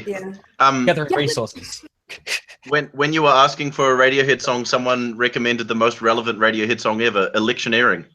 It's relevant. Rugby match for the country. If we had a rugby match for America, we'd probably be able to take it. America has a rugby team. It's so weird. You would crush them. Yeah. Fuck that, America. Yeah. We're good at one I don't know thing. why we would have a rugby team. Japan has a rugby team, and they beat South Africa. It was friggin' weird. They did. That was amazing. That was. I know. I was almost as drunk. But they're trained by New Zealander, right? John Fitzgerald, or whatever the hell his name is. John. Fitzy. No, not John. No, that's it's John Kerwin. Kerwin, fuck. Yeah. He used to be the Italian coach, and now he's the. I think he's still the Japanese coach. And New Zealand made Japan good at rugby. And also half the team are guys from like Tonga and Samoa and stuff. So they like the New Zealand team. Like the New Zealand team, yeah, exactly. Yeah, we just import, it's all migrant talent in those cases. Yeah. I think a lot of the American team are like high school dudes, like or college guys that are just really good. America also, we have a really good team. If they scouted the NFL Combine for the players that drop through the net there, you've got already brilliant athletes who you could train to play rugby. And less likely to get brain injuries. We also have some guy who plays in the NBA, and he's always on the news. Oh yeah, there's a guy in the NBA from New Zealand. I can't remember his name. He's on the news every single night. They're just any game that he plays. I follow the NBA. I follow the NBA, and I don't know who the fuck you're talking about. I think he's the highest. He's the highest paid New Zealand athlete. Steve Adams is his name. Stephen Adams. Oh really? Stephen Adams, yeah. Right. The centre for the Thunder. Is he good? Okay. I didn't know he was from New Zealand. That's cool. He's pretty decent, yeah. He's literally on the news every night because they're like, look, we've got one athlete that was successful, and so we're never going to stop talking about him. Yeah, the sports section always has Stephen Adams in New Zealand. I'm going to mute There's him. a great episode of This American Life, and in it, it's called Who's Canadian? And it's all stories about Canadians passing as Americans, they're among us. And oh, that's why he never got married. He's Canadian. It's like a gay person, oh, I never knew he was Canadian. But one of the things they said was that they talk about the US space station. And one of the ways to describe it is it's the American space station with its Canadian arm, because the arm for the space station was constructed in Canada. So he said, if you go to your average Canadian and you just said, what does the American space shuttle do? They'll say, oh, it goes into space and it grabs things with its Canadian arms and it pulls it in and looks at them. So it's the same kind of, Yeah, countries are always so proud of He's got fucking Stephen Adams has got Maori tattoos all on his right arm, and I'd never made the connection in my fucking head. Silly. In Canadian news, it's bip bip bip bip bip bip. Today, the Canadian arm grabs blah blah blah. Sorry. And that's the news in Canada every day. Update on the Canadian arm. That and local moose terrorizes residents. Yeah. A moose, also known as a national symbol, has terrorized more people. It is mainly, I imagine it's mainly moose on moose violence. I imagine. Actually, no, it's not. It's moose on people. Yeah. Moose on car violence. No, well, yeah, there's that. But people don't. I mean, it's amazing. They irritate the moose, and then the moose attacks them, and they're like, I don't understand what you're. I think there's like a legend. There's like a legend about a New Zealand moose, like a moose in New Zealand. It's like it's like a legend about how there might be a moose living Are you sure? Are you sure you weren't watching like Rocky and Bullwinkle or something? I'm going to Google it. New Zealand moose. Were you just got really high one day? Moose is humongous. Yeah. Moose. My dad got snap moose are reveals. huge. They're like really. So it's like when you say a moose about the hoops. So you've got a moose. Well, so you've not got a moose. It's kind of like Nessie. That's awesome. It says secret snap reveals elusive Fiordland moose. Yeah, so there's like a moose is on the loose. I can't believe they buried the lead. Yes, my sister was bitten by a moose once. Isn't that was from Holy Grail in the credits? Oh, yeah, that's right. They're very dangerous and all that kind of stuff. Oh, and then they got so new good. credit people in. Yeah, that's right. Oh no, I thought it was llamas. Did it turn out? I thought it was llamas. Did it turn out llamas in the alcoholic? credits? What views came from alcoholic? No. What's that, Kev? I said, when you were bitten by a moose, would it make you into an alcoholic? I don't get it. Alcoholic. Oh my god. Yeah. That was expertise. Nice. Comedy. No, don't encourage me. For fuck's sake. I just think it's funny, like the contrast between like New Zealand news and like American news. Like in New Zealand, it's always like Labour and National were debating like giving funds towards this national highway, but they've been caught up with like consent. I don't know, getting consent applications through. I think that this highway should go forward. And then America, like 47 people have been massacred. Like, there's a little difference. Just in terms of like... That's quite, is New Zealand important enough to get terrorist attacked? Does that happen? No, we still haven't really had any major ones. No, it doesn't really happen. No. But it's always like politicians are fighting over... You're decadent. You're decadent Western scum as well. So, I mean, I really don't see why you don't get your fair share of... I think they just forgot. Forgot. They were like, "Oh, what's next on the list?" Like, I don't know, New Zealand. What's that again? Maybe they do it alphabetically, and because it's like our last name, Zealand is like right at the bottom of the list. So, Are we going to bomb New Zealand again? I don't know. I have to check with the higher ups. You've got 2 islands, so you'd have to toss a coin or something, and it's complicated. Yeah. Well, when they bomb stuff, there's just so much open space that it just hits mountains and trees and shit all the time. They've attacked Australia twice, haven't they? Have they? Or maybe. Well, yeah, exactly. But maybe they've seen Lord of the Rings and thought, "Nah, fuck it." They've got like an army of orcs and shit. Kiwi is not an insult / slur. People always ask me that, but no, it's not. It's just we're Kiwis. Yeah, I don't know how. I've never ever heard that. I think it's a slur. That would be a slur. I've had people ask me that all the time. They're like, "Is it okay to call you a Kiwi?" Kiwi? Name of a bird. It's the name of a bird and a fruit. A kiwi fruit or a kiwi bird. There's a big difference. Depends how you use it. We have awesome insults here in Quebec. Like the insult for a French person is a frog. And Pepe meme. Yeah, exactly. So you call them frogs, and the insult for English people is in French is called tête carrée, which means square head. Accurate, I suppose. With your beady little eyes and your flapping heads. America! Yeah! No terrorist. I'm gonna get them to see the motherfucking thing, yeah! America! Mike is so desperate to just play guitar. That's all he really I think we wants to should do. just let him do about a 3-minute musical interlude. It'll get him out of his... It'll give us a chance to rest our voices. I could get another coffee. I want to. Okay. You could get another coffee. That's all that actually matters to me. I could have a crafty coffee. And your tie. You're very formal today, Tim. Yeah, he's gonna. Michael's got a hole in his shirt. It's because I was recording my bit for the Dean Creation Sketch video. I don't know if Ooh, Mr. Name Drop. Ooh, lovely moment. We're like best friends. It's my new. It's my new. Like after Badine decided to side with social justice, I was his go-to man. I'm just saying.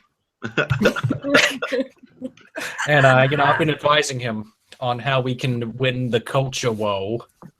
The culture war. And we're getting close. I think we're gonna win. Yeah. What's a coffee? Right, 1 beer coming up. I want a coffee. No, a beer. Yeah, one beer. Coffee. I've been advising the beer. team who to call racist, who to call sexist, misogynistic. We've developed a spreadsheet. Yep. I saw the master SJW spreadsheet, right? You've been consulting that, right? Yeah, that's the one we sorted out earlier. And who's racist and sexist today? Yeah, let's go down the list. Yep. Yep. Well, I've got an SJW dossier. Magic 8. It's a dossier. Whenever anyone does something to annoy me, I just shake it up and it's misogynist. But I think Coughlin's post James was is really getting the good. hang of it. I'm showing him the ropes. He's learning how to use the software. Nice. Yeah. Well, that's it. Kraut's got all the evidence he needs now. He's got your confession, Tim. Oh, my shit. I forgot this was live. You're fucked. Whoops. Well, I'm just going to send the video to him now. Now, in the video, hopefully he'll use it, but I appear as the official spokesperson of social justice. Don't. You're ruining it. You have to keep it on the down low. It's cooler when nobody knows until it's all right. There's only 20 That's minutes. already completely ruined. Oh, okay. Just 2 I seconds was ago. annoyed because I didn't vote for you. I voted for the other one. Well, still, Kevin got into a Cat Black video, so I still think that's bigger technically. Yeah, it's a true story. Yeah, and I was like, wait a minute, that's Kevin.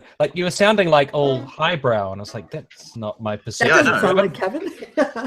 He was reading a script. The Constitution you usually says sound that. like fucking scum. Yes, Wait a minute, that's Kevin.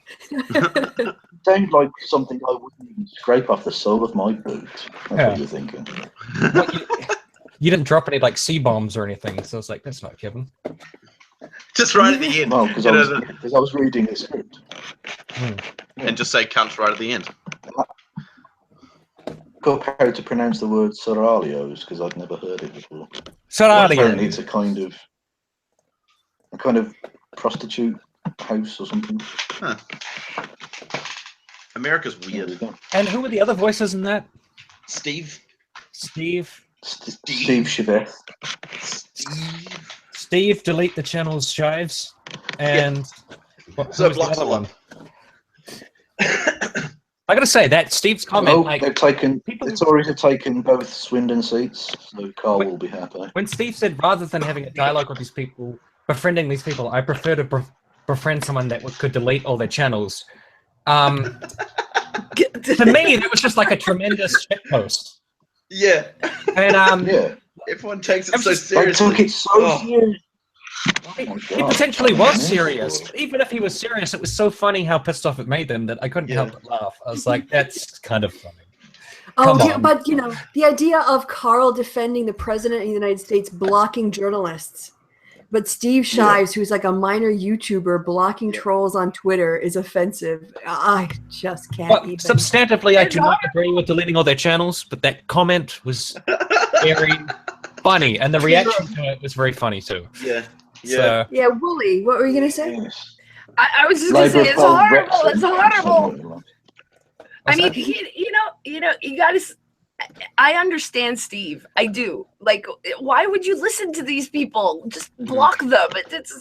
And then they're like, hey, block me. Well, then maybe you shouldn't have just come at him with some sort of stupid frog avatar and Kekistan bullshit.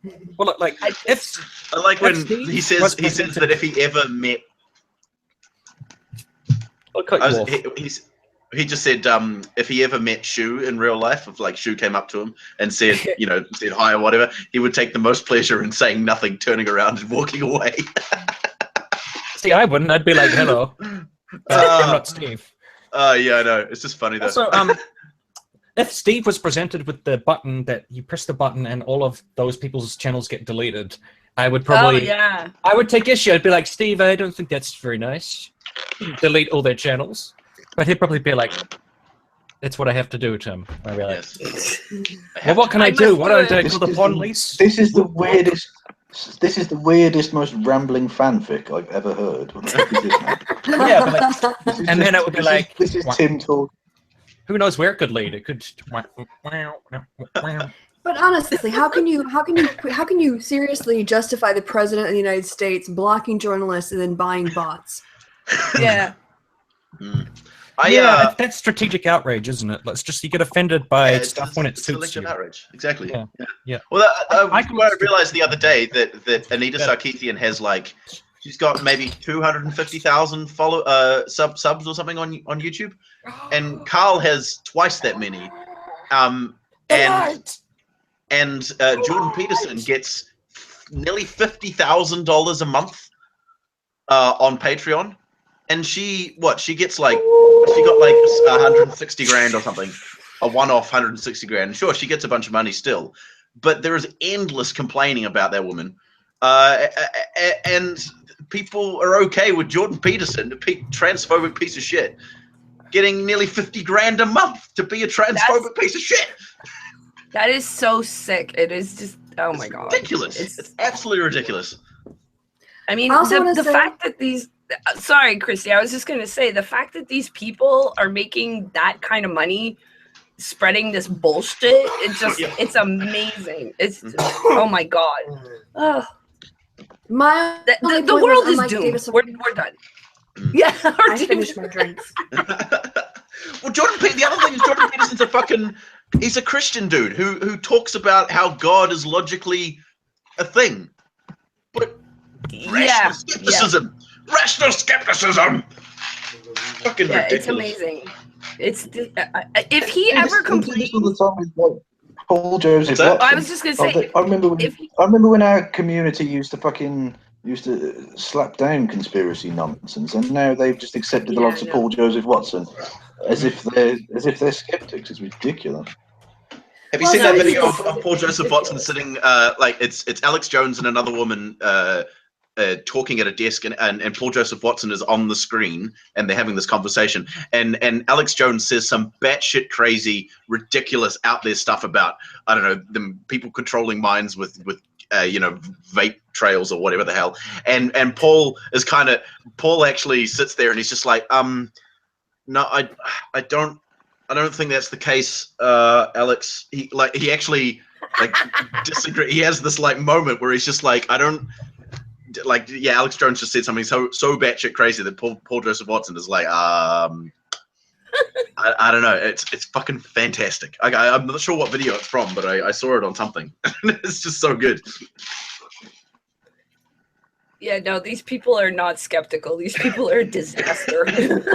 Yeah. Well, Coughlin put up a post, it might have been today or yesterday, which I thought was quite good as well, where he, it was, social justice warriors just call everyone racist and sexist and all that sort of shit. And then he put a whole bunch of pictures of Alex Jones articles and videos and stuff where he's just calling people racist because of the white racism or whatever, racism towards whites. But that's okay. But that's okay because it's coming from over there. Exactly. Yeah. Also, there is definitely a genocide against the white race. So true story. That's true story.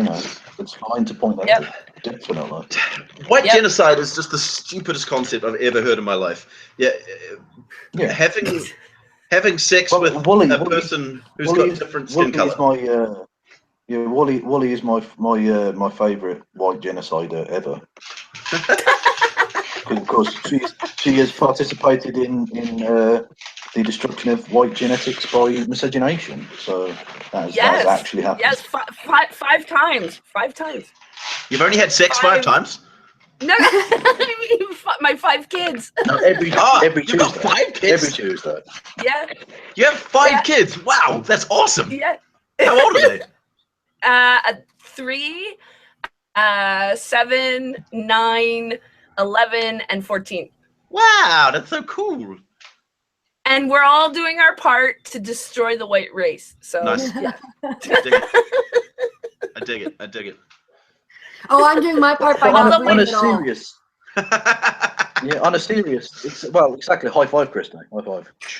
But on a serious note, how hateful a person do you have to be to see a beautiful, loving relationship between a black person and a white person as some inherent evil? Well, you have to be a real dick. Fucking hell, man. Yeah. Mind your own business. Focus on real problems. What's that? It's Exactly. like the whole trade. Not just that, but my point to these fucking people, my point to these fucking people is, why are you bitching to me on Twitter about white genocide? Why aren't you going to find a white woman to breed with? That's all. The only thing you can do to stop this is create some white babies. Go and do it. Stop fucking annoying me on Facebook, you prick. If you want your own white fucking ethno-state, fuck off to Antarctica or something. And stop complaining about child support.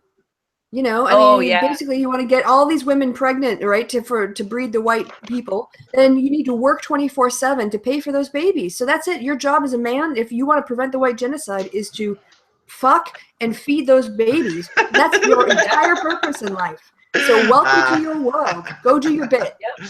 Go do your bit. Someone needs to tell Lauren Southern she needs to start having like babies soon, you know, because if she's like on this whole white genocide shit, she needs to start like cranking out kids. She'll be able to help them. Not just that, exactly. I'm doing Lauren Southern for the Coughlin challenge. Thanks, Raz. Oh, that'll be fun. Yeah. But according to Lauren Southern, she's basically virtually over the hill at this point. So, you know, how old is she? She's past her best. She's older than 19, so therefore she's hideously old. And decrepit. I mean, and not just that, but I think actually Wooly did a very good breakdown. I saw that. Some of Lauren's shite. Yeah. You're computing for every video. You're computing for every video. Thank you for the warning. I was on a bed rather than the floor, but I did fall over laughing at your. Yeah. He's buzzword central. Special. Man. He is a man that thinks in a small bus kind of way. A man that thinks Dargan of Akkad is a Marxist thinks that he has intellectual grounding. Oh my god. Yeah. Someone said to me the other day, they're like, how come you don't have any arguments for these people and all you do is put these videos together and you think it's fun?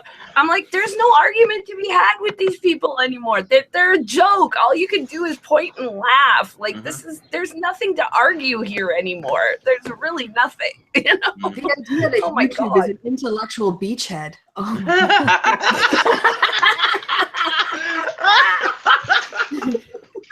Oh my god. What a bunch of wank. What a bunch of wank. Yeah, we're gonna replace books in universities with YouTube videos. That's it. Christina Hoff Summers videos. Fucking oh god. PragerU. PragerU, man. Yeah, PragerU. Moderately serious question. Do you think that the sides can ever like come together in any meaningful way? I mean, besides just around the edges, like occasionally you can find someone that you can sort of talk with and collaborate with, but I think on the whole, no. I was just going to individually. I think everyone's got their own like little outliers that they sort of half get on with or whatever, and that's fine. Yeah. But by and large, when you're trying to achieve something good and the opposite side are literally only exist to oppose you, they're not trying to do anything themselves. They're just anti-you. How can you get on with that? Yeah. Well, but people say that they're like, you're too close-minded for not like in the robust thing that there is going on about, because Christy said it once. Like you're kind of you're fighting them and you're combative and you're going against them, but it's not. But they complain that you're not like taking their criticisms or their ideas in a like robust and serious manner, you know. And that goes both ways. Like everyone's always saying, "Oh, you're being too flippant," and then the other person's like, "You're being too flippant," and then everyone it's just like back and forth. But Tim, can I just say, no one's calling for your ethnic group to be destroyed. They're not calling for you to be peacefully genocide. They're not calling for you to. So he's saying white genocide's not real. Yeah, exactly. So I think this is the whole thing about privilege that we talked about in the hangout. You know, some people you're able to sit down with white supremacists and they'll talk to you and respect you because you're white. Yeah. They won't fucking sit down and respect other people. Yeah. It was like the other day I saw someone did a tweet where they what's the woman's name? Someone or other Jones, Zilia Jones, is that her name? Zinnia Jones. Yeah, so she had like oh my God, she said it in one of her tweets about how she shouldn't be Lacey shouldn't be hanging out with people who are okay with genocide or whatever. And someone else compared abhorring genocide to abhor, like abhorring black people, and compared that to abhorring racism. Oh, yeah. I remember that. I remember the tweet. It was something like they were trying to compare being. Oh God, how do I word it? I know the tweet. I saw the tweet.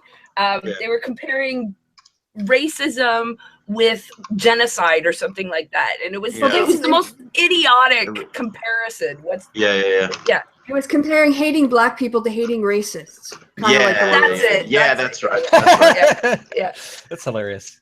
I was like, what? I don't know whose any it is, but oh my gosh, she just triggers the anti-feminist. She just posts something and they all go. Yeah. You should look into her work. She's done some brilliant work debunking Blair White. I found it. Oh yeah. She's Here it is. Race realists don't date. Race realists don't date who I find morally repugnant. Zinnia Jones, don't date who I find morally repugnant. So, yeah. So comparing race realism to racial justice. Yeah. Yeah, that's ridiculous. I mean, I like a lot of the stuff that Zinnia has done, but I think also like trying to dictate who should be with who or whatever. I just don't agree with that. Like if Lacey wants to be with Chris Reagan, fine. I think people need to. Like I think the issue. She sounds like she's provocative. She's definitely provocative. Yeah. I mean, look, I don't want to speculate, but I have been in like the helping professions and advocacy and all that, like way back when. And I know that when you hit like burnout or you encounter people within your sort of community or your sphere that have backlash towards you, you can start to develop this animosity for the people you're advocating for. I've seen it so many times. Like I remember I used to work with a bunch of people who worked with Down syndrome adults. And when they start hitting that burnout stage, they start like mocking the Down syndrome clients, and they start like it's not a nice place to be. Like once you hit that stage, you need to remove yourself from like the environment that you're in. Yeah. I think about the reason for this is I think that a lot of people on the social justice or feminist side or whatever it is, they do believe that if you are making nice with people who have these fucked up views, that you're also placidly advocating or enabling. Placidly. Well, I don't know if that's a word, but you're kind of like enabling those views. And I think that the anti-social justice people tacitly, yeah, that's it. They're more like people should hang around and just casually chat about being fucking racist, and it shouldn't be. I think the issue comes with transphobic. We should all sit around and misgender people, and then Lacey would be like, "So, can you explain to me why you're misgendering? I really want to find out your point of view." Well, it's because X and X is actually a man. I'm like, "Oh, that's fascinating. Can you tell me more about that?" Well, because it doesn't look like a girl. Yuck. Let me map it out like fucking A Beautiful Mind. Or here's an idea: read a fucking book. Read a book. Yeah. Read a book, Lacey. Just read a book if you want to know these things. There are books on these things. Look, she's been in sex education and on the internet for 10 years. She knows all the arguments. She's pandering to scum. Yeah. This is not naivety. This is exactly the opposite. This is an incredibly astute operator doing her thing, and she's going to sell lots of books, and she should fucking have sleepless nights and be ashamed. But I was going to say about the talking with the other sides thing. I think it was either Steve or Peter that said the thing about there being no actual interest in changing one's point of view. As a skeptic or a someone who wants to find the truth or whatever, you have to be open to having your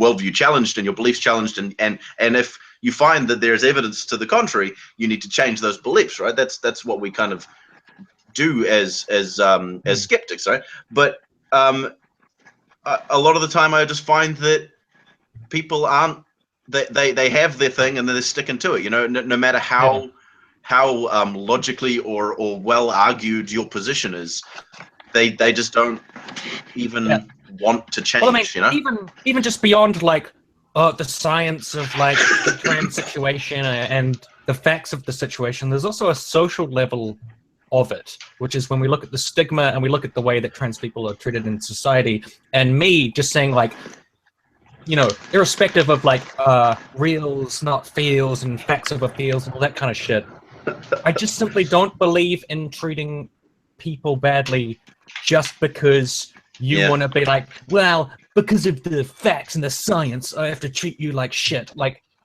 I don't respect that. And if I can if I can talk to a trans person and regardless of whatever science stuff is going on there, if they say like, I want to be referred to as she, I'm just going to respect that. I'm going to be like, yes, because I believe that also in the social realm that we have to treat each other with dignity and respect, and they don't believe in that. See, that's the thing. I've been watching Andy Warski's stuff, and they seem to have, and even like when I was talking to Peach Bailey, she seemed to have this thing where you need to, you know, being a woman, like if you're a trans woman, you know, you have to earn that, like as if, you know, it's like. She used the analogy of being like a doctor or something. You aren't called a doctor unless you do, you know, 12 years of study or whatever, and then people call you a doctor. And so in the same way, you have to prove, you know, you have to go through these things to prove that you're a woman. It's like, what the fuck are you talking about? But I mean, it's still just basic human respect to say like, when I say you are a man, that is hurtful to you. And therefore, it's not. I shouldn't do that because it's hurtful to you. So I'm going, and it's not like feels or facts of a feels garbage. It's just basic human decency, and they seem against that. When did not being a prick become like a really? Kevin, you're breaking up. So I heard a little bit. Like, when did not being a prick be awesome? I guess he's saying.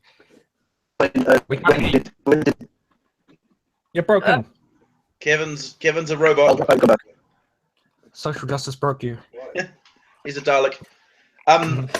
Yeah, well, that's the thing. What? Just don't be a prick. Why is it so? Well, they say stuff like, I don't respect Riley Dennis. That's why I call Riley Dennis a he. Well, I don't respect Blair White, and I still call Blair White a she because it's the right thing to do. But it's like they only seem to care, like you know, okay, right, Blair White, you know, is blah blah blah blah blah. So I'm going to call Blair White a woman, but it seems to be only because they agree with her position. They're going to. Oh, Blair White looks like how I want. Yeah, I want to have sex with Blair White. Therefore, she's a woman, and it's okay. Yeah, you don't say like if you see a woman that looks kind of like manly, for lack of a better phrase, you're not like, "Hey, dude, what's up, man?" And they're like, "I'm actually a woman." Well, you look kind of dudeish, dude. Man, yeah, it's like no, you're like okay, you're a woman, fine, you know, even if somebody doesn't look exactly how they're supposed to look. Can you hear me now? To you, yes. How they're supposed to look to you, because you're a judgmental cuntbag who has you got nothing better to do than misgender people because you're an asshole. Yep. You know. Yeah, before I was so rudely interrupted by signals or whatever. I don't know. When did the advice "don't be a prick" become like a controversial thing to say to someone? Yeah, just don't be a prick. It literally is. This is the golden rule. Because science says I have to be a horrible person. No, no, all right. No, Richard Dawkins says you have to be a horrible person, and he's a fucking arse. But you literally don't, because in the social realm, you also have the choice to actually just show respect to other people. Like that is always an option. You know, but they don't believe it is. They're like, no. If science says I have to misgender you, even if it doesn't necessarily, not getting into that whole side of things, then I'm just going to be a massive twat nozzle douchebag cunt face McGee to you. It's just not necessary. No. In my opinion. It don't make any sense. It don't make any sense. I don't get it. Just a quick update That's why that whole thing was an issue here in Canada with the Bill C-16 and the transgender. So what's with that? Because people are all like, you have to read C-16. It's taking away our rights. Well, Jordan Peterson made himself into a free speech martyr because no one was even targeting him. He just suddenly decided to leap into the fray and be like, look at me. I'm the victim. That's the thing. I mean, look, it's a bill. It's not a law, and basically, it's just we're recognizing transgender people in the same way we recognize like people of color and all like different minorities, so that they're not discriminated against in employment or getting housing or stuff like that. Stuff, like stuff that has to do with the general. Yeah, so God how forbid. Does it take away my rights? How does it stop me from misgendering people on purpose? It does. That's the thing. The only way that applies as a human rights issue, or like that you could actually end up being fined for it, is if you're a government employee and you willfully, like on purpose, misgender someone. That's it. That's really it. And everybody's like, well, Jordan Peterson said, yeah, he's a fearmonger. And he gets paid 50 grand to say this shit. Yeah. Well, to me, it's like if somebody says, my name is Bob. I'm like, oh, hello, Ted. And they're like, my name's Bob. Oh, I'm just going to call you Ted because I'm an arsehole. Like, yeah. I mean, the only people that this bill should concern are bigots. That's it. That's the only people. Pretty much who it is making. Which is why Lauren Southern decided to kick up a fuss about it. Yes, and Andy Wolski. But I do agree. Like, if someone comes along and they're like, "Please call me Z," now call me Zer, now call me Roo, now call me Ra, now call me Boo. Eventually, they're like, "Look, you have to pick one because it's just getting confusing." That's the thing. Is these guys make it? Who is me having a conversation with fucking Dr. Seuss? What? Call me Poogly Poo. I'm like, that's the thing. It's a straw man. They for one, they set up transgender people as people who are just they just want to be called something. They just making up some stuff. 50 people on the entire planet who do that. Who just they assume everyone is a transgender. And they're not trolling. Like probably half of those 100 are trolling. Yeah. On this entire Earth. Well, I decided to identify as a cis-trender. Michael, we're all cis-trenders, really, aren't we? Michael, if you know the chords, we could do our YouTube asshole song live on air. Hold on. I'll have to listen to it. I don't really know how it goes. Talk amongst yourselves. All right. Try to do this. We have a song about a YouTube asshole, and we've been meaning to try to record it for a laugh. And Michael's leaving soon, so we might not get a chance to do it. So yeah, he'll go check that out, and then we'll come back. It'll be really out of time though because of the lag. Yeah. Might suck, but that's okay. I thought I was supposed to do the harmonies or something. I don't even know what's going on. Yeah, well, we'll do a live version. We'll do an unplugged one, and then we'll do a studio version with a video later on. But yeah, so sorry. Let's keep complaining about Lauren Southern because I have to do her tweets. Michael, we can hear you. Mute yourself. We were complaining about her. By the way, can I just point out I'm followed by Lauren Southern on Twitter. So. Wow. How'd that happen? No. When did that? Well, when did that happen? I got to know her before she sort of got big, as it were. And that's not. I'm not making like a fat joke. I mean, like in YouTube thing. Oh dear. And I just realised that could be taken the wrong way. Yeah, she. We were supposed to do a debate, and then I didn't, and I couldn't be bothered. And then she got a job at Rebel Media, and is now huge. So we've been following her. Basically, yes, because it's interesting that her now former employer, Rebel Media, has me blocked on Twitter, but she follows me on Twitter. Well, I mean, she's probably going to see this and rectify that immediately. Say something nice about her. To stay unblocked. She is good at taking in sugar from foods and converting that into energy. That's pretty an appropriate number of limbs. So don't say that we never say anything nice about conservatives. I figured it out. Exactly. All right. Well, we won't do the whole thing. We'll just do a little taster of it. Because then we'll get Tim in on it. We'll do it properly. All right. I don't know what to do. Folks, I'd like to sing you a song about the internet dream. About you, about me, about the way our Kekistani hearts beat way down in the cockles of our hearts. Heart, maybe below the cockles, maybe in the subcockles, maybe in the liver, maybe in the kidneys, most likely in the colon. We don't know, but Here we go. I'm a college dropout, and YouTube is my job. A reactionary, dim, loud, opinionated blob. I like football and porno and video games about war. I make videos for people who can't see I'm a bore.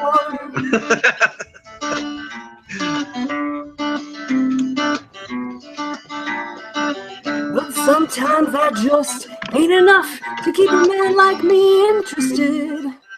Oh no, no way, I gotta go out and have fun at someone else's expense. Oh yeah, yeah, yeah, yeah, yeah, yeah. I smoke in my garden while I pick at my ass. And I check on my butt over my neighbor's grass. I tweet a female MP to say I wouldn't even rape her. While pretending it's an innocent caper. I'm an asshole.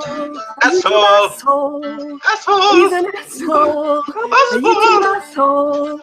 I hang with neo-Nazis and hide behind free speech while pushing on my humanity ever farther out of reach. I gloat about the murder of people that I know while the YouTube community thinks, how could he go that low? I'm an asshole. I'm an asshole. YouTube asshole. I'm an asshole. YouTube asshole. Okay, that's enough. There's more, but we won't do it. Logical Akbar. That was hot. There we go. That was good. Thank You you. have to hear the whole song. There's still a bridge and another verse. So. Oh, bridge. I love a What good about bridge. the 10-minute guitar solo? Yeah, yeah.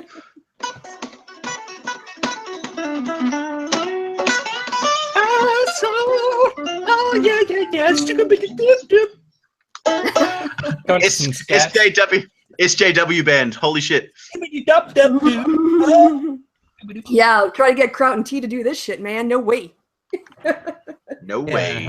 I'm an asshole. I am an asshole. I am A YouTube asshole. A YouTube asshole. The Muslims are assholes. Muslims are savages. No, tell no. I get on the Twitter and I start trolling out. I say Muslims are savages and they're disgusting because they're brown. I'm an asshole. A German asshole. I'm just talking to some friends on the internet, Jan. Do you want to come say hi? Who? Say hi to my sister, everyone. Yay! Hello, Hello, my Jamie. sister. Don't dox your sister. Everyone's saying hi. Just Hi there. can you hear them? Guten Tag.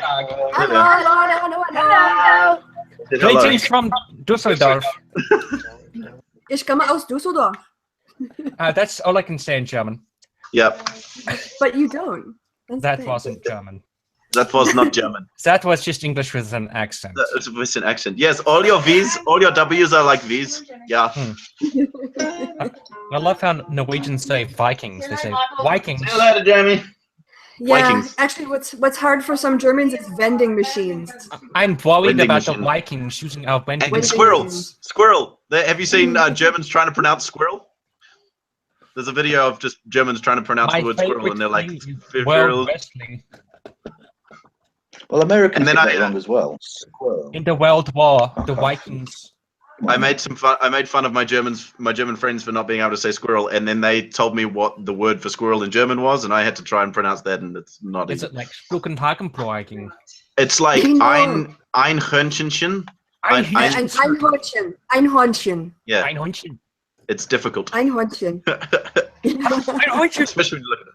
I think it might be Einhorn, but I'll look it up. I've got Leo No, on my phone. There's a video on my channel. Squirrel.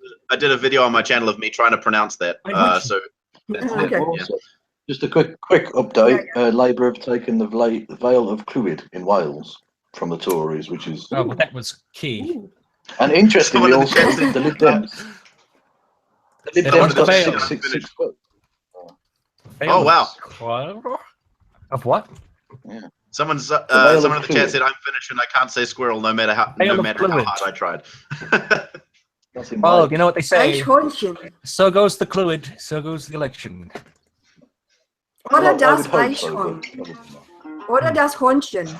Das Oder das das Horn- Eichkatzchen. Ooh. What a der Eichkarte.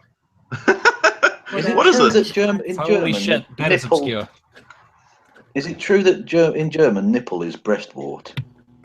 I think it is, yeah. But it's Brustwort. Breastwort. Yeah. Very descriptive, so it wouldn't Totally surprise me. What's like gloves are handshoes. Handshoes. Yeah, handshoes. Handshoe. Yeah. German Well, people there are is fucking der Nippel. There is der Nippel. But then there is, it might be die Warze. Die Brustwarze. So I only know how to say English stuff in a German-sounding accent. Which I It's the think best I can do. shows you what kind of a cold nation Germany is, that you would call a tender part of your body the breastwort. I mean, that's ridiculous. Well, nipple like is so much more respectful. I don't know. I can get my nipple through my whole. It doesn't refer to it doesn't refer to like another thing that's like a blemish or something. What's the etymology of nipple? I've actually got a really weird nipple. Because I'm using male privilege. I can't do that, you know. Willie and I can't get on.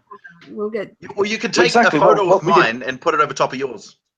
What we did, It says nipple literally means a small projection. What we did earlier with me asleep, as it were. That sounds weird. That sounds very weird. But what we did earlier with me asleep, you couldn't do that if I was a woman. But as a dude, man boobs. You'll see. I have a fun nipple story. I have a fun nipple story. Do you want to hear my nipple dote? Is that an anecdote? Sure. Of course. Yeah, and that didn't work. And that was like my anecdote when I had a story about some goats, so I had an anecdote. Like oh, that's genius. Oh, I'm stealing the shit out of it. Was that the entire thing? Like, did you actually have an anecdote or no? Yeah, no, I have a nipple dote. So if you can see my nipple here. Oh, do I have to? It's kind of it's kind of weird. The thing I do for social justice. So it's kind of weird looking, right? Thanks. Yeah, see, it's different to this nipple. See, here's my other nipple, which is normal. Maybe this is a cult. So it's different because when I was 16, we were on music tour, and all my friends were like, "Let's go get our nipples pierced," and I was like, "Yeah, let's do it." And then I was the only one who had my ID, so I was the only one who got my nipple pierced. And then I got in trouble with the teacher because I didn't, ask for permission or whatever. But then, so I had my nipple pierced for a while, and then it just kind of, oh, that's right, I went surfing in Thailand, and it came out, like I jumped on the board, and it kind of came out, and I was like, ah, and then I just never put it back in again. So I just have like a weird nipple. Did it heal over?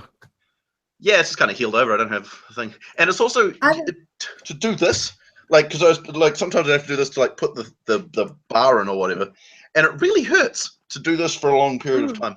True story. I have a friend who's a professional piercer, and she did my belly. I'm trying to decide if I should get a second belly piercing when I see her. Yeah, that's right. I remember that. Nice. Yes, I have a belly piercing. Yeah. I'm like addicted to tattoos now. I need to get more. I like this one is, I love it. And like, I just can't be bothered with that kind of thing. It just sounds like a hassle. I had mine re-inked and with more vibrant colors, and that had the same effect of sating my desire for more. Okay. I mean, I only just got this one a couple of months back, so. Tattoos like once you pop, you can't stop. Like you've just pretty much. Yeah. Okay. You have to open the floodgates. Yeah. Tattoo them. I'm gonna be getting one like a shoulder chesty one here, like over my boob. Yeah. Damn. Yeah. Everything that I've got, like my tattoo and my piercings, are all places where I can obviously cover them easily, so that I can get on with my life. But like your veg. it's nice. my vajazzling. I've been doing my vajazzling for me. It's just for me. TMI. This turned into the TMI stream. It's like something private. What is the point of vajazzling? I don't even know. But anyway. So, Dog on Roof said a nipple means small projection. So when Sargon tries to mock someone for doing no research, it's nippling. Yeah, that's true. That's funny. Hey, you nippled me. Nippled me. I love the fact that Nikaya never that's true. Like, 5 minutes as a Sargon. What's the point of a jazzling if you can't show people in public because it's considered lewd? No, you guys have to go buy Woolie's t-shirts as soon as I get back to Germany. Oh, yes! Woolie's t-shirts. Anti-Stalinism is the new punk rock. I want that so bad. I want the hashtag blocked by Carl one. Is that with? Yeah. Yeah. I honestly, I feel that walking around in real life with like memes from the internet would be too cringy for me to deal with. Like, I don't know how Jeff Holiday walks around with his shitlord hat on. I'm so embarrassed. It's like with the guys with the Kyrgyzstan flags on their houses. But I even think like if I had blocked by Carl and then people are like, so what's that? I'd just be like, oh, I'm so embarrassed. I have to explain this. I have another anecdote. If I ever saw someone with a Kyrgyzstan flag on their house, I'd have to firebomb it. I would. Yeah. I'd have to. Good point. There's no way I couldn't. True. No violence here. No violence. This one's lots of violence. It's a Mormon dote, I suppose. Mormon. Yeah. So I might have already told you guys this. A Mormon goat. Yes. This is a Mormon goat. He's got a Mormon goat. They have really nice underpants. I want to see. I want to see the Mormon goat's magic underpants. That's amazing. Yeah. I hear that Mormon underpants are made out of goat fur or wool. Yeah. Anyway, my Mormon goat is. I was really disillusioned by the fact that I never had any Mormons come to my door. Like, you know how everyone talks about Mormons coming to your door and telling you to Jesus and stuff. So I put a message on Facebook. Like I just went on Facebook and I was like, I'm sad because I never have any Mormons come to my house. And literally the next day, some Mormons showed up at my house and were like, hey, can we talk to you about our Lord and Savior Jesus Christ? But the best part was the fact that I was wearing my top that says God is dead on the front of it. And they were like, what is God is dead? Dead. God is dead. God is dead. And it's that Nietzsche quote, right? And so I had to explain it to them. Like you're just saying with the t-shirt, you know. Oh, yeah. God's not cool, man. That's what that means. Yeah, wow. He's not in right now. Yeah, so I had to explain the joke to some Mormons. It was. How did you explain it? Humorous. Well, I said, because on the back of it says Nietzsche is dead, and that's quoted to God, and so the joke is that, you know, God is dead, Nietzsche is dead. I had to explain that whole thing to them, that it's not just me saying that God is dead. And then did they manage to convert you to Mormonism? Also, that's not I'm actually a Mormon now. People don't interpret that correctly anyway. He wasn't saying that God doesn't exist. He was saying the need or the necessity for a God in society. You're saying God's not in. He's so out of fashion. God is out of the house right now. Yeah. Jesus was so last week. No, but I had some Christians come to my house to talk to me about witchcraft and Satanism on witchcraft? TV. Which one? Yeah. They were like, have you heard, what was it called? Like, I can't remember what it was about, but they gave me a pamphlet. Yeah, but witchcraft are you talking about? Witchcraft. Hey. Witchcraft is the... It's witchcraft. Which witchcraft is that? Which witchcraft? It's the witchcraft one. It's the Blair Witch. The transgender witch. Everywhere. But no, I kept them talking just because I was fascinated at how stupid it was. I was like, this sounds really stupid and hilarious. Could you please tell me more? And, then, they just told me all about like witchcraft on TV, and I was like, wow, I really need to watch more TV shows. This is awesome. And then I got the pamphlet because I want to get recommendations for things to watch. And I was like, and then I showed it to my wife. Ever since. It was awesome. Ever since the word anecdote. Spiritism. That's what it was. They said, excuse me, sir. You heard about Spiritism? What was that? Tim. Right. Fuck you. I was already talking. Bye, Wally. Yeah, and I interrupted. And what are you saying, Kevin? Oh, yeah, but I was just saying. Ever since you mentioned anecdote, I can't stop thinking of puns on that. Like anecdote. Anecdote. That's better. So what I was saying. Okay, that was me. Wow, pot kettle black. I will. An anecdote. This is my fucking. This is literally my channel, and I've been muted by fucking. Now that Kevin's not cutting off anymore. No. How about an anecdote? So it's like you wrote an anecdote. So it's like a past tense of. Anecdote. How about anecdote?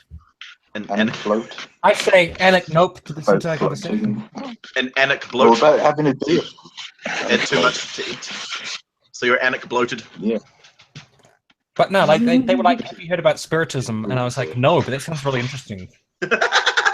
And then they just talked to me for like 20 minutes, and then they were like, so are you? And then I was like, well, I think it's all bullcrap or whatever, but can I please take your pamphlet because it looks quite funny. I didn't phrase it like that, but I was like, can I have one of those? Yeah, I had. Yeah, well, there was one crap on TV that I'm meant to be scared of. She was trying to convince me of stuff, and then there was another woman behind her who was obviously like her, like boss or something, and like because I was just like atheism stuff, da da da da da, and she and so the person was trying to convert me, and the other one behind her was getting kind of antsy because the mark wasn't working, and then eventually they kind of left, but it was just kind of funny that there was this weird thing going on, Yeah. You could just say, like, I'm a Muslim. Salam alaikum. Logical Akbar. Yeah, exactly. I see Jehovah's Witnesses in the Hauptbahnhof in Cologne, like, and literally almost every single day. They've got their stand out there, and they've got their pamphlets, and they're just standing there. Nobody ever talks to them. I've never seen them hand out a single pamphlet to anyone. I'm like, couldn't you be volunteering? Yeah. You're just basically hanging out and talking with your friends. You're not doing anything positive for the world. So just like there's a Jehovah's Witness church literally there, like right there is a Jehovah's Witness church. Does it have any windows? I don't know. I haven't actually looked over there. The ones I've seen have just been like brick boxes, like with no windows. I guess points for trying. So yeah, they tried their best. They tried. Their busking isn't working so well. Maybe they need some songs. No. Yeah, because we've got a church down the road, and they do cool things like a vegetable co-op where you go on Sunday and you can buy a big box full of vegetables and shit. It's like, that's something. That's cool. I like vegetables. I like vegetables too. So I would go there and I'd be like, I'm not here for this God shit, but can I have some cheap vegetables, please? Can we have a moment of your time to talk about our Lord and Savior, Jesus Christ? I say, do you do vegetables? If so, yeah, I'm listening. He's really cool, and we have vegetables at our house, so come and have some with us. Sweet. I'll make you some soup. Let's go eat. That's the song they should play. Yeah. Yeah. Have you heard about Jesus and cheap boxes of vegetables? Oh, what's there a second one? What's that second one there? What second one? Yeah. What? About the cheap box of vegetables. Ah. No, not the Jesus thing. Think about that. We've yeah, what's that about vegetables? Oh, I'm in. We've been literally sitting here for like 3 hours just talking about nothing, and people are watching for some reason. Why are people watching this? Go and live your lives. Nerds, get off the internet. I wish there was super chat so we could get I'm on the internet. Chats. Yeah, why don't you guys have super chat? And then you can have to be 1,000 for money. Yeah, you have to have 1,000. I made $50 from super chat yesterday. Yeah. So what did you do for it? Like, did you have to do anything for your money? Like take your jacket off or do a dance? I had to beg, and I had to sell out all of my views and beliefs and principles. That was it. And then I just had to become the puppet of the chat, but it was worth it because I made $50. I had to say 5 nice things about Baron Cab, but he gave me $5. So he owns my soul. So you're an upright ape. You've got very good. I said I appreciate the fact that his profile picture is orange, because that's a nice color. So did he give you the 5 after you said the nice things or before you said the nice things? They gave me $5 and said, say 5 nice things about me. So I guess it was $1 per nice thing. And it felt really good to just completely sell out myself and my audience. So I think I'll do it again. I had to say, if you were dancing at a club, you'd probably make more money. Yeah. I was like, hey, you could get me to say racist, transphobic, misogynistic things for the price of my soul. But no one chose to do that. So thanks, guys. What's I the appreciate price that, of because that could have been some pretty disgusting stuff that's going to come out of that. What's the price of an imaginary object? Yeah, I don't know. Yeah. But the whole point of that was I just think it's funny how people are starting these streams that they never did before. I'm Sean Head's doing it, other people are doing it, where they're like, hey, you can make a fuckload of money just talking at the screen for an hour and a half or whatever. If you're a large YouTuber, it's very profitable. Yeah. Sure. I made $50 and I've got barely 5,000 subscribers. Man, they must be raking in the cash. if Shu's got like what 700,000, right? Can you imagine? Yeah. Jeez. I want to sell out that much because I want money. Right? Fuck. Sucks it. I'm pretty sure that, you know, there are sex sites that will do basically the same thing and earn you more money. You know? Oh, at the So start if I you really said want basically to- I'm a cam girl, but for Get on YouTube. camera. Yeah. I'm a cam girl for YouTube opinions. That's what I said. Well, that's gonna get used in every single video about Michael from now on. I didn't see it. Just I make didn't- it no, I fucking didn't. jacking off. I mean, come on, God. Praise vegetables that I didn't see that shit. Yeah, baby. Yeah, you're doing that for free. You gotta do that. Yeah, For, yeah, you gotta wait give till me you get to 1,000. That was a preview of what you'll get if you super chat me in our next. I need to get to 1,000 subscribers first. So everyone, tell your friends to subscribe to Logical Llama's channel. You can't do explicit stuff on YouTube. Yeah, I'll just keep Yeah, my- well, How keep can my you be a pants proper on. cam What if man? I do it under my skirt, so just like this? Oh, that could work. Yeah, you don't actually see any of. That's the point, actually. Have we discussed seriously with the skirt thing? What's happening there? What about it? Are you some kind of girly man? Like what? Are you some kind of girl? it's No, like a no. New Zealand. No. It's like a New Zealand kilt. We didn't take kindly to your kind of dress wearers around these parts. Yeah, you try to tell a Scottish guy he's not That's manly like wearing a what's- kilt, and you're gonna get a Glasgow kiss. I'll tell you. Oh, dear. Okay, No, I'm sorry. Yeah. I was No, just. like, I take it back. are you doing like a drag or something, or like what's No, the I just deal? want to. What's your problem? Try some different. No, I don't have a problem at all. Yeah, I know. Awesome. I made a joke, but it's true about like this is the future liberals want. Literally, like men should be okay with wearing skirts and stuff. Yeah. Oh, that would be awesome. Yeah, I I just kind of. I mean, there's a couple of reasons, I suppose. I was thinking about. I don't know. One day I was just sort of sitting there. I was like, I wonder what it'd be like having a skirt and wearing that. And then I looked up some pictures of like dudes in skirts, and there were some really awesome looking skirts. I was like, fuck yeah. So I went and bought some skirts. And also like I've had like people, you know, like when I'm like working at camp and stuff. There's kids are very impressionable, and also, you know, if you put out a vibe of something being okay, like for my nails, for example, I had boys starting to paint their nails and stuff because I was doing it, you know. So it creates this air of it's okay to have that sort of thing. And so I'm going to camp soon, and I thought I should try something, and I actually kind of like it now. I really dig this look, and so, you know, creating an air of acceptance around that kind of thing, I think it's kind of cool, you know. So, do you go for more the pencil skirt, or you do more of a flare? Because I find, you know, pencils are kind of restrictive. Got like this is. I don't know if you can see. So this thing here, it's kind of got like a slit down the side. It's very dark at the moment, aren't I? I don't know. That's kind of what I got going here. But I have another one as well, which is kind of shorter, which I haven't actually worn yet. I'm gonna go get it, try it out. All right, I guess. Fashion show. Fashionable. We should have a YouTube walk-off. See, he should be doing this on his, you know, for his super chats. Yeah. That's what he need to do. Fashion show. I don't know. But I can't. When you start adding money in and him changing clothing, I'm suggesting he's going to end up like a cam girl or something. Well, you know, in Japan, they blur it all out, so you could probably just do it Japan style. Oh yeah, you could do that. Yeah, blurry. Japanese porn is just blur the private bits. Yeah. Would that be lewd? You'd be like, hey, it's blurred. It's fine, isn't it? It's blurred. Oh, Yeah. okay, so. Was that like a wraparound, or is it zip? No, it's just a like a. Wow, it's so trendy. Yeah, it's so very trendy. It's Oh like my this God. little. You've gone very German tonight, Tim. I love it. That's love because it. that's the only way to talk about fashion. Is There we that go. voice. My little. Oh my God. Oh my God. Oh, it's good. Oh my God. Yeah, that's kind of cool. There. It looks Hi, so Riz. good around the testes area. Riz, I please. like the small. I like the I like the shorter one. That's Yeah. you get more air circulation that way. You know? I also Give got us some skin. these. Come on. These the other day. These are my favorite kind of pants. We're not even super chatting for this. This is a waste of resources. My short shorts. I love this shit.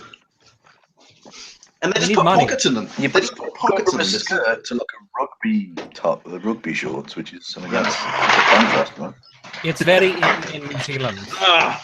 Oh, so the other night when I was in Colchester, was met up with a friend, and then I got dropped off in front of the hotel. And as I was walking up the street, I caught the last part of the conversation, or some conversation, as a guy was walking by. He's like, "All right, well, warm up, stretch your muscles. I'll be there in 5 minutes."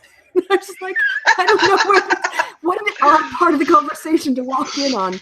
But when you had your big pockets, your hands in your pockets, I was just reflecting. I was glad he didn't have big pockets like that, because otherwise he might have been doing something else on the street as well. My ex-girlfriend is from Colchester. Get the fuck out. Really? Yes, You're doing an Essex girl? Oh my gosh. Well, I have an ex in Colchester too. So we've got something else in common. I have an ex in Colchester too. So we've got something else in common. That's funny. Colchester, the land of exes. Yeah, the land of dickheads. I feel like that's true, actually. It's the land of Essex. I gotta go because I got some errands to do and I'm dying of hunger. So. Is it called Essex because it's in the east? Yeah, like Wessex and Sussex and Essex. Yeah. That's so funny. Really? Wow, that's. I'm sure that's like, it must be go back to like England. That's not Saxon. I'm sure that's before that. So it must be the Angles. Why is there no Norsex? Oh, people have taken Battersea as well. That's pretty good. Suffolk is the northern one. That's stupid. Battersea. Battersea just reminds me of Pink Floyd because the that's the southern power one. station. Is there the Battersea Power Station. Nessex. Well, there's yeah, Norfolk. Wessex, Sussex, and Essex. Norfolk and Suffolk, though. That Suffolk is where Stephen Fry lives, I think. Huh. We have a Norfolk Island here. Because Stephen Fry's on the border of Norwich. Good one in the chat. It's about Essex and gaming journalism. That's good. Ding-a-ding-ding. It's not all assholes in the chat. That's nice to hear. Yeah, now we got Riz in there, and we got dog on roof. Dog on the roof. Yeah. In psephology news for Christo, 10% swing, 10-point swing to Labour in Battersea, which is big. But when I went downstairs last time, it was like conservative areas were swinging Labour areas were swinging Conservative. Like what the UKIP voters are doing is all over the place. So there's swingers in the UK. But it seems, I mean, from what I can gather from the internet numbers and from, I can't actually hear what they're saying, but from the numbers on the screen, internet numbers, fake news. They're collating them and stuff. So I mean, I presume the people behind it know what they're doing. It looks like the exit poll might be about right, possibly. Well, I hope it's a good source like Daily Storm or Heat Street or something. I do know the people who did the exit poll, and actually I'm friends with somebody over at UGub, and he was posting on Facebook recently saying, yeah, it looks like, the exit poll could be spot on. Lots of churning. A lot of churning. Poll kind of like an exit wound. Yes, it's exactly that. There's all the data coming at you. Yeah. But yeah, how come if Conservatives don't have a majority, how does what's his face, Theresa May, stay as Prime Minister? A minority government. Well, she will. Minority. Yeah, how much do they have to she has the first in a minority government situation, the incumbent gets essentially first refusal on forming a government.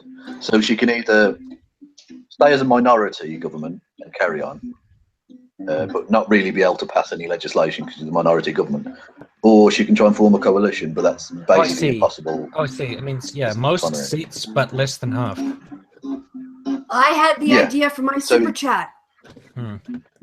Yep. For every $1, I take a drink and see if my fans can get me completely shit-faced, and then what will I say or do? Christie's gone wild. If you get dogpiled by Bearing fans and they try to... Yeah! Well, they have to pay me for it, so fuck them. Bring on the money. For my one, Make it rain. Make it rain. For my one, for every $1 you give me, I will show you one genital. And then... But what if it's like, oh my God, Christy, you said a lot of anti-Semitic things. You're like, I did? I can't remember. No, see, I all I remember is just black. Like, what did I say? After Like, that wow, 50th, I didn't know you thought that stuff. 50th drink. Yeah. It all came out. For every $1 you give me, I will receive $1. Thanks. Well, yeah, That's true. after the 50th drink, I can imagine Christy going full saga and be like, well, dude, I can't see the steel beams melting at that temperature, so, I mean, was it real or... No, I'd be going, it's a fucking women's Hitler- march, Bernie! I'm so triggered! Yeah. Ah, rah, rah, Well, rah. clearly, it was the feminist system. It was the feminist system that allowed Hitler to escape to South America. Obviously, that's definitely what happened. Story. Maybe you'd be doing that just with a right winger. You'd be like, "It's a multicultural society, Lauren Southern." Like, We're all one species! Well, this is an interesting one. On a back to the election very briefly. Stockton North. Now I don't know where the fuck that is, but they've got the numbers up. In the south. That was 58% leave. So you'd imagine it's a very heavy UKIP area, and the UKIP vote has gone down massively. But Labour have actually taken it from the Tories with a swing of nearly 6%. So I mean, I love This it is because what it I'm saying should about be the like UKIP. They're That going, should- but that it's shouldn't- not uniform. yeah, that really shouldn't And be Scotland, happening. yeah, I think Scotland, I don't know if their numbers are going to be accurate there, because it looked like Conservatives were going to be picking up more seats than Labour in Scotland, which looked a bit strange That's to possible, me. yeah. So we'll see. Yeah, that is possible because, well, partly because the UKIP vote has collapsed and they're all going to go Tory in Scotland, it would seem, and the SNP, the Scottish National Party, because they've been in power in Scotland and doing what's perceived to be a poor job. I mean, I don't live there, so I don't know, but their numbers are down, and so the Tories are going to nick a few seats in the pool. Because that was the One of the bizarre things thing that actually last time. Scotland talked about- You had.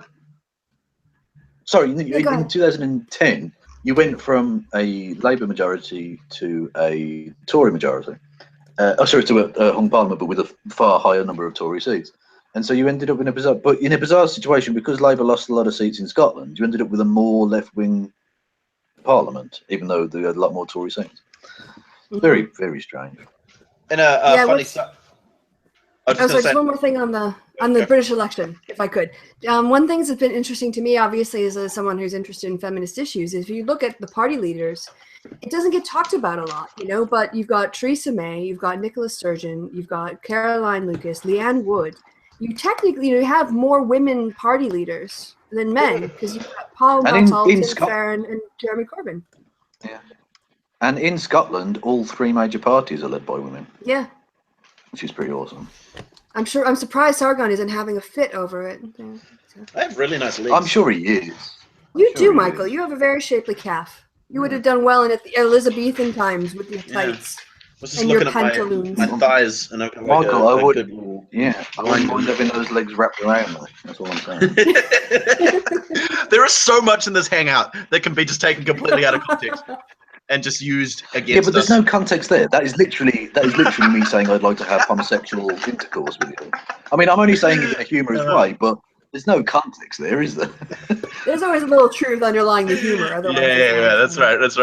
On a little bit of a side note, our big hangout the other day, engaging with the other side, how we said to downvote it if you liked it. We have 109 downvotes. Yes, I said that. People love it. I said that. Awesome.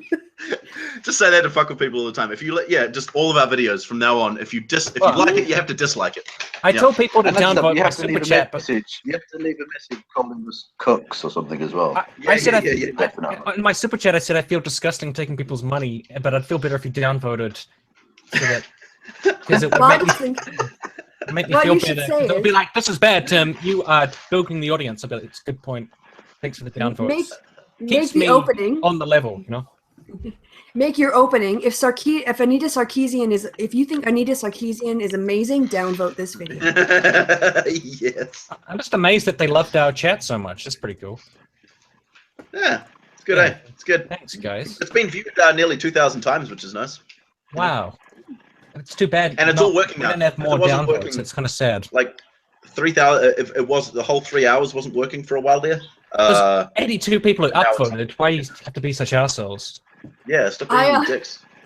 I edited it just so that it covered the part until I left on my channel, and then I like put a link to the rest of your channel for the rest of it. I don't know if I'm actually going to get around to it, but yeah, I was like, my channel. As soon as I leave, it's not a video anymore. But I've got a link to the channel. Oh, by the way, can I? Is the video okay to mirror the video we did earlier as well?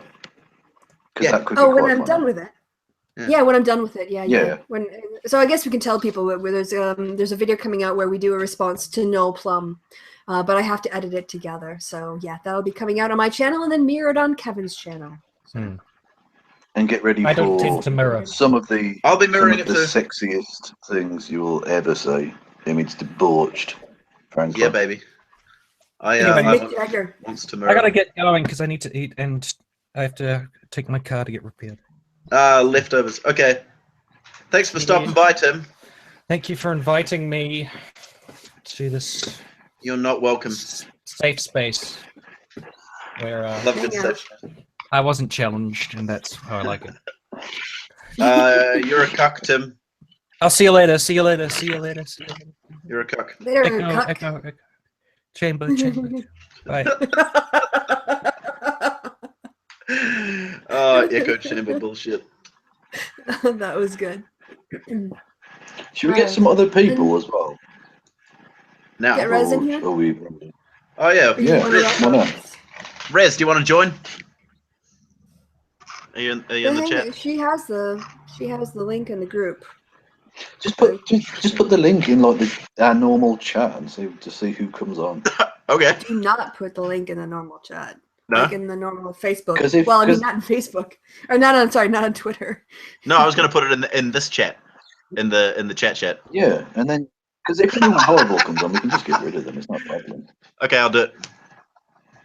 Anyone who wants to join, come hang out. No thanks, I'm super stoned. Rez, it's funny. This is like. Oh, that's even better. 15. That's even better. Come on, come and talk shit. 'Cause I'm off my fucking tits at this point. So just come on. It's like Russian roulette chat. You know, who are we gonna get? Is it gonna be someone Very fucking cat. awful? Yeah. Someone come join. Come join our tab. Talk. Yeah, considering this channel, it has to be surely. If we don't get at least one person showing their cock to us, that would be disappointing. Well, that's what Chatroulette's all about, right? Just getting your dick out. Exactly. I've only been on Chatroulette like a couple of times ever, like years ago, and it's just people masturbating. It used to be fun. Like I used to, when it was first a thing, we had a great time. Like we'd go on and have conversations with random people and stuff, and it was always great. And then occasionally you'd get a dick. We actually had this great time where we were we're talking with this guy. No, that's right. We were singing that Crowded House song. It's only natural. It's only natural. I said, but we were singing that, and he was there, and then he started taking his clothes off. It was great. we were just like, hey, and then it was Do you guys know internet comment etiquette? Yeah. Oh, he did one great one about, I think, being a guy who can't get a date on the internet, or how to be nice to women or something. Yeah. And he went into all of these sort of cam chats with guys, and he had a blonde wig on, and he was just sort of you've seen that? Hi, Yes. I'm a lady. What do you have? And you and then some guy starts whacking off. Oh my god! And then it comes up. Good. Yeah. Have you seen the guy who plays songs for Chatroulette people? Like they come in. And he's just got his piano there. He'll just like play songs about. He plays the piano, Yeah. He's called Merton. He's actually a really cool guy. His name is Merton. He does like songs about them, about the person. Merton, yes. That's a great name. Well, that's his internet name. I have no idea if that's his real fucking name, but that's really cool. And he sits there, and he's got like he sits in like a parka with the hood up, and he's plays the piano and sings songs about the people. Yeah. So no one's joined yet. Should I what you can see. Should I tweet it? Oh fuck no! No, because Carl will fucking turn up. Who will? He's on his live stream. He's crying over the conservative loss on his live stream. I don't think he'd see it, but no one's joining him. It's making me sad. No one wants to hang out with us. We're not cool enough. Yeah. I'm gonna have to listen. I'm gonna have to watch some of Carl's stream to find the clip to which I'm going to pretend to jerk off to. So I had to keep my game face on when Trump was stomping all over the Electoral College for my live stream on an election night. So it's dangerous to go live on these situations where you don't know what's going to happen. And I'm sure lots of people turned in to see me cry, but I was never gonna cry over an election, considering there's another one in 4 years. So Rez votes that we tweet it. Rez would. She's not in here to deal with the fallout. Get in here, bitch! Come on. I was about to say, considering she's not even prepared to come on the thing herself. She doesn't get a vote. I love Rez. Yeah. She's awesome, right? Yeah. Oh yeah, she's awesome. Yeah. She's so sassy. I know. I love sassy. I know, right?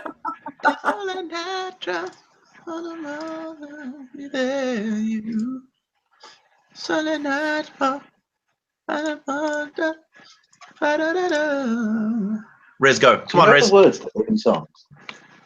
No, just remember.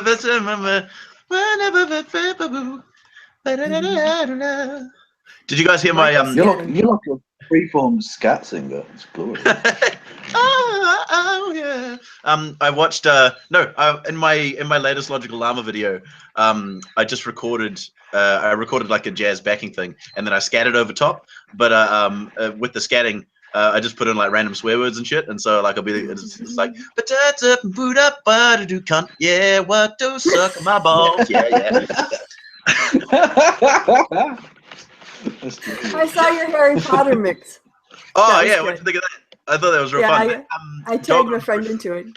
Dog on the Roof asked for that. He was the requester of that, and so that's why I did that. I thought it was real fun. Well, you'll have to do some Hamilton stuff too for me when I get ready to go. Hamilton. To the musical. I am not throwing away my shot. That's the only one I know. No, I was really happy. Oh, I was really happy when I could do the Lafayette bit from Guns and Ships, because that's like the fastest part. Yeah. And so I'm practicing. It's really sad, old white lady rapping, but nice. I'm taking this horse by the reins, making red coats redder with blood stains, and I'm never gonna stop until I make him drop him, but I'm up and scattered to the main time. And then I'm fucking up right now because I'm drunk. So. I really like Right Hand Man. That's a great song. Yeah. Get your right hand man back. You gotta get your right hand man back. I mean, you gotta put some thought into the letter, but the sooner the better to get your right hand man back. Yes, so good. I can rap a bunch of Ed Sheeran songs. Those are all the rapping that I've got. Yeah, that's Lin-Manuel is like mainstreaming musical, like Broadway musical rap tunes. Good, it's Rory Cat's making you fetch things for him again, Kevin. I had to let him out the back because I've got a cat flap, but I had to keep it closed because he keeps letting in cats and they keep pissing all over my fucking house. So. He lets in his friends. I've got a butt flap. Yeah. You do, and your skirt. Kevin, you need to get one of those cat doors that only open for your cat's microchip. Those are funky. Oh, that sounds like a lot of effort on my part. There's the British spirit. How did you people ever run an empire? I don't fucking care. Just do whatever you like. Well, no, it's a lot easier when you've got guns and the other people haven't, and then you can just make the funny little brown chaps do stuff for you. It's fine. Yeah. Once they caught up, you guys are fucked. Everyone loved your rapping, Christy. Thank you. You could do that on your super chat. I could do bits from Hamilton. I will rap for. How are there still people watching this? I don't know. How are people still watching this fucking stream? 19 people going now. It's ridiculous. Like 3 hours or something. It's like 4 hours. Did we start at 9:30? I know. I will not be mirroring this. Oh shit! It'll take about fucking half a day to upload. So fuck that. Yeah, it won't be ready until next week. It doesn't. Oh, lame. You can't get the stream things analytics on this. Yeah, I should do a I'd like to do a OBS. You guys should use OBS, man. It's freaking awesome. I want to know more about it because. Oh, by the way, Kevin, while I've got you on the Hangout, I tried to do Toolbox and that was a mistake. I will probably not be able to do my bullshit marathon. So what I'm going to do is I'm going to pre-tag you and let you do it over this weekend if you want to, because I'm leaving to go to Colchester.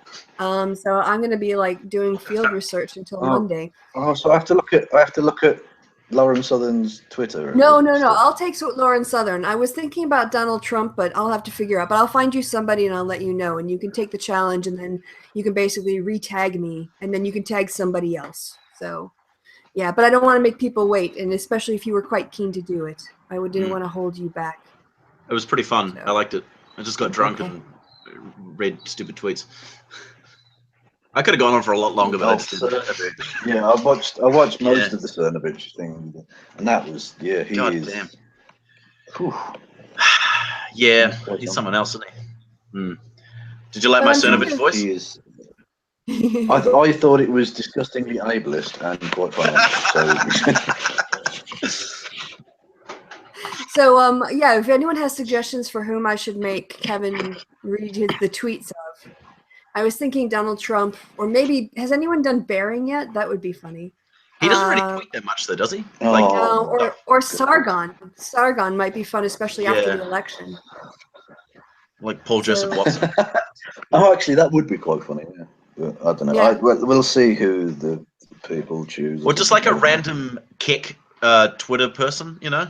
Just get them to read through a stupid kick. Yeah, like a kick shitlord. Like Bering Cab? God. Apparently the link's not working. Am I linking the wrong thing? Like people they're trying to join, but they can't. Did you do the YouTube one, or did you do the one you posted in the conversation, in the messaging? Yeah, that's the one I did. I copied the link from the top of my thing here. Yeah, the Hangout link that we're live in now. Well, that should work. It should do. I'll try it one more time. Lafayette. Now I got Hamilton in my head. How does a bastard orphan, son of a whore and a Scotsman, dropped in the middle of a forgotten spot in the Caribbean by Providence, impoverished and squalid, grow up to be a hero and a scholar? Okay, that's enough. I don't want to get all my super chat talent out of the way now. Yeah, that's right. You gotta save that shit. Yeah. I'm gonna take drinks and rap. Oh, that's good. I'm gonna have to sit here and do this. Apparently now it's on the election front. It's now being said by Laura Koonsberg, who has a conservative bias. It has to be said, even though she works for the BBC. The Conservatives are now. Her sources within the Conservative Party are now saying they do not expect to win an overall majority. Wow, that's big. That's huge. Because this is quite early to make that announcement. Well, they haven't technically made the announcement, but they know if they're talking to the person who's live on fucking TV, they're going to say it. So they've essentially made that announcement, and it's quite early in the night, really. So they don't think it's going well for them at all. No, I'm going to tell you my favorite part. My favorite part of the 2015 results was when Paddy Ashdown was on the BBC and they were predicting this big Lib Dem collapse. He's like, that can't be true. The exit polls are wrong. If that's the case, I'll eat my hat. And someone created a Twitter account called Paddy Ashdown's Hat. And the first tweet was, better fucking not. Lol. That was great. That was great. Isn't it like midnight there, Kevin?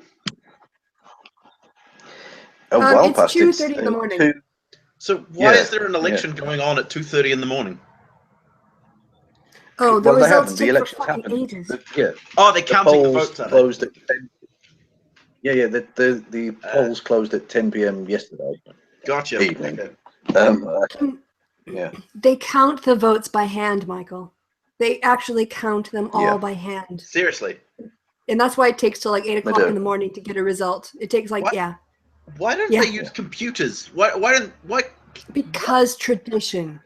Look, this is a nation that has had the same theme song for Match of the Day since about the 1970s. And there would be a national uproar if they tried to modernize it. So, I mean, don't even talk to them about not doing hand-counted ballots. Oh, that's ridiculous. But hold on, how many people do they have to count them? I don't know, 33 million? something like that. No. How many people are counting the votes? Well, it depends in each area. You're muted, by the way, Christo. It depends in each area. Like in Birmingham, because we're quite big, the NIA, which is like a big fucking like rock bands play there and stuff. They hire that out for the day. Yeah. And they have each seat, because there's like 15 seats or whatever, and they section it all off and they count each one. And there's hundreds and hundreds of them. Wow. But in most places, it's like a couple of dozen people because they're fewer votes and all that sort of thing. Gotcha. But yeah. But do you guys do it by you guys don't have a stupid electoral college thing, do you, or is it just? No. You elect your own member of parliament, and it's first past the post in each constituency. Gotcha. Yeah. Yeah. I think I learned about what was I going to say? Pardon? I don't know. I was going to say first past the post. Doesn't that sort of? How does first past the post work when doesn't the speed at which, or like the speed at which people are counting the votes or whatever make a difference in first past the post? Like say you just happen to count more of this person's votes and so they win even though there's more votes. No. It's they don't. It's not literally a matter of getting past a post as such. It's who gets the most votes in each place. Okay, my bad. Yeah. All the votes for that one constituency, and whoever gets the most wins. And you end up with really ridiculous discrepancies because it's not very democratic in a number of ways. Like last time, even though I despise UKIP, they finished third in the popular vote, so they should have had the third most number of seats or whatever, technically, but they ended up with one out of 650. Wow. They ended up with one fucking seat for 5 million votes. I think we used to do that. We used to have that system, but now we have MMP, which is different. Somehow I don't understand politics, but we used to do it that way, and then back in the 80s or something we changed to MMP. What's MMP? MMP, I will tell you in a second. Multi-member something. Is a system currently used to elect our parliament is a proportional system, which means that proportion of votes a party gets will largely reflect the number of seats it has in parliament. Mixed. It's mixed something. A mixed member proportional system. There you go. Oh yeah. Mixed, not multi. Yeah. I'm an American. I don't understand things that aren't winner take all. We still haven't got anyone from the chat in the frickin' thing. What's going on, peeps? Why does no one like us? How are there still people watching? This is madness. Go find something else as entertainment, people. We're not that funny. They're just looking for more like jams, I think. More jams? Is Kevin having a cold one with individuals that were all male? What? I was having a cold one with Rory. He's a male. How do you know? He hasn't told you that. You could just be assuming his gender. No, we talk. I don't know if you watched my videos. We talk. Oh yeah, true story. True story. Apparently, we're hella entertaining. Oh, but that's rugged. People are trying, but Midwesterner. Yeah, we got someone. Zachary. Hey. Hi, Zachary. He's going to be a right cunt. Hey. Right? Yeah.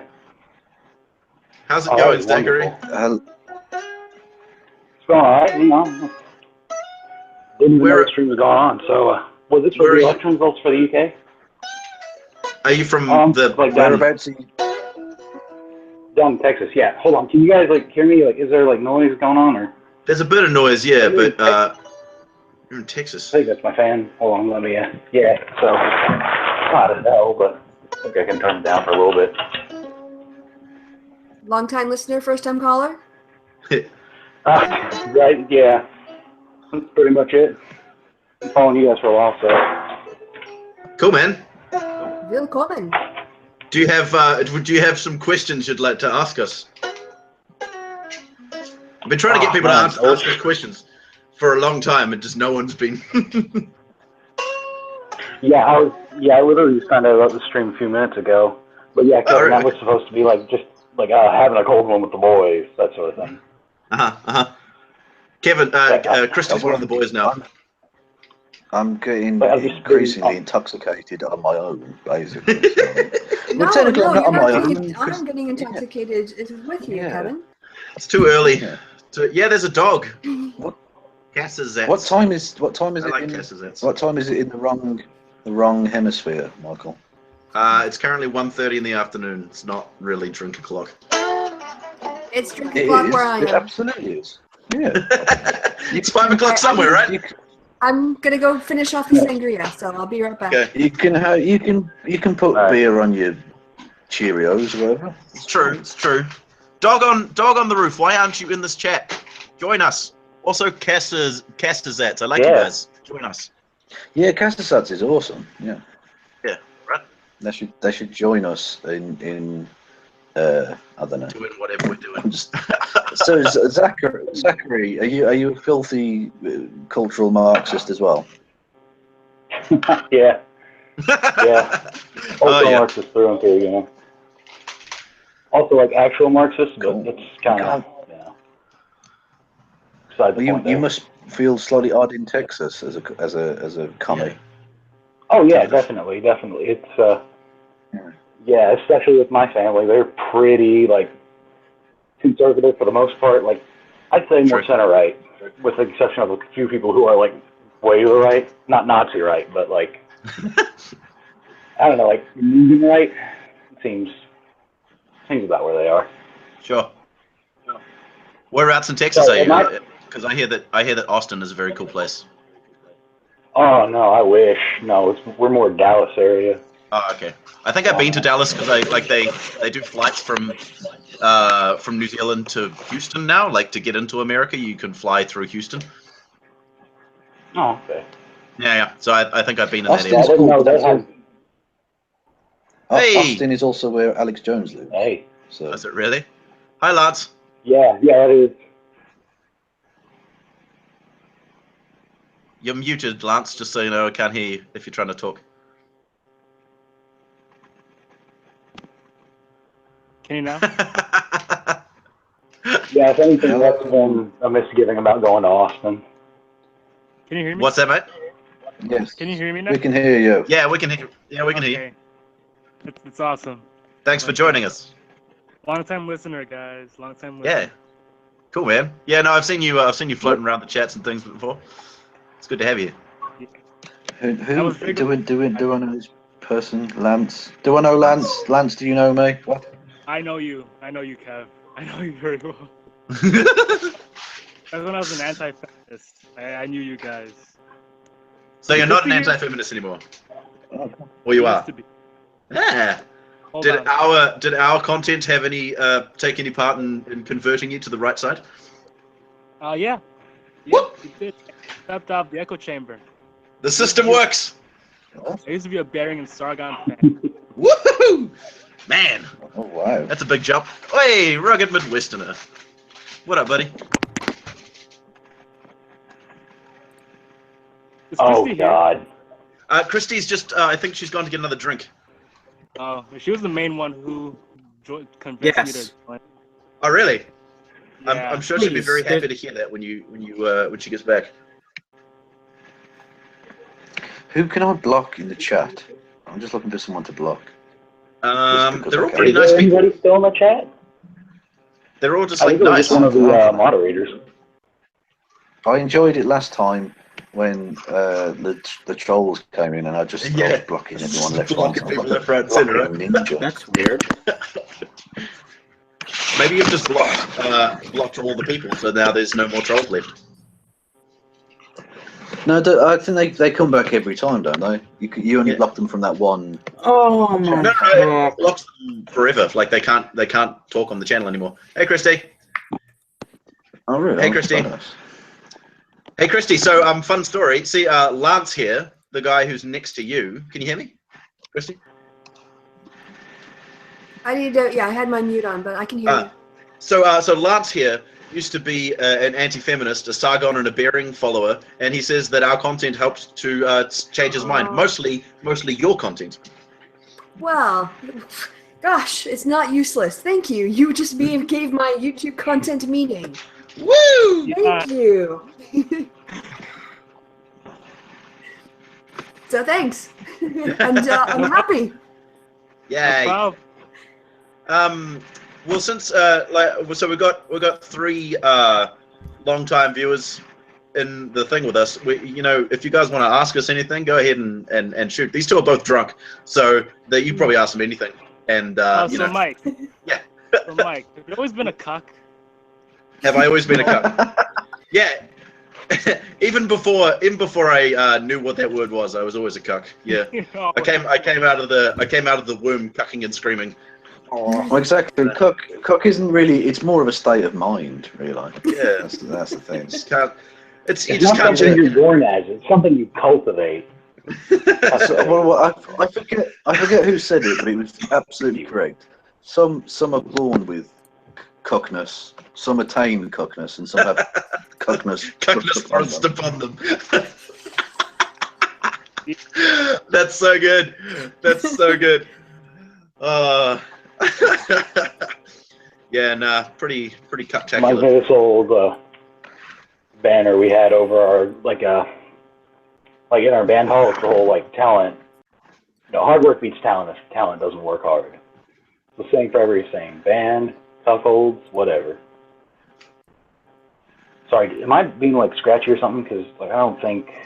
No, we can hear you. Sorry, I was reading the chat, so I kind of got distracted. So can you repeat yourself?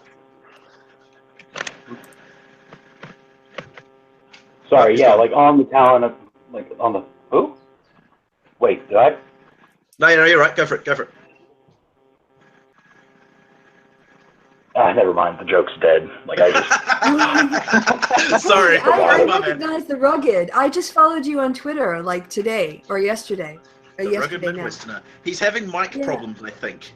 Oh, sadly. Oh, sad face. I can't hear him. He was having trouble getting into the chat, and he got here, and now he can't hear him for some reason. The thing is, because you're here, we're all having fucking mic problems. You know what I'm saying? Ba-boom. Yeah, see my nipples again. Kevin, that was terrible. Hi, Jonathan Scott. Hello. Well, thank you. Hello. How are you? I'm just fine. This is my very first hangout, so you guys are popping my hangout cherry. Wow, that's exciting. Man, today's a good day. How are you, Jonathan? Oh, well? Yes. So, I'm a little tired because I just ran off the bus. What's the most wanktacular news of the election so far? I'm going to have to break in. Philip Davies, who people may remember as the MRA Member of Parliament, he spoke at the MRA conference in London, has lost his seat to Labour in Shipley.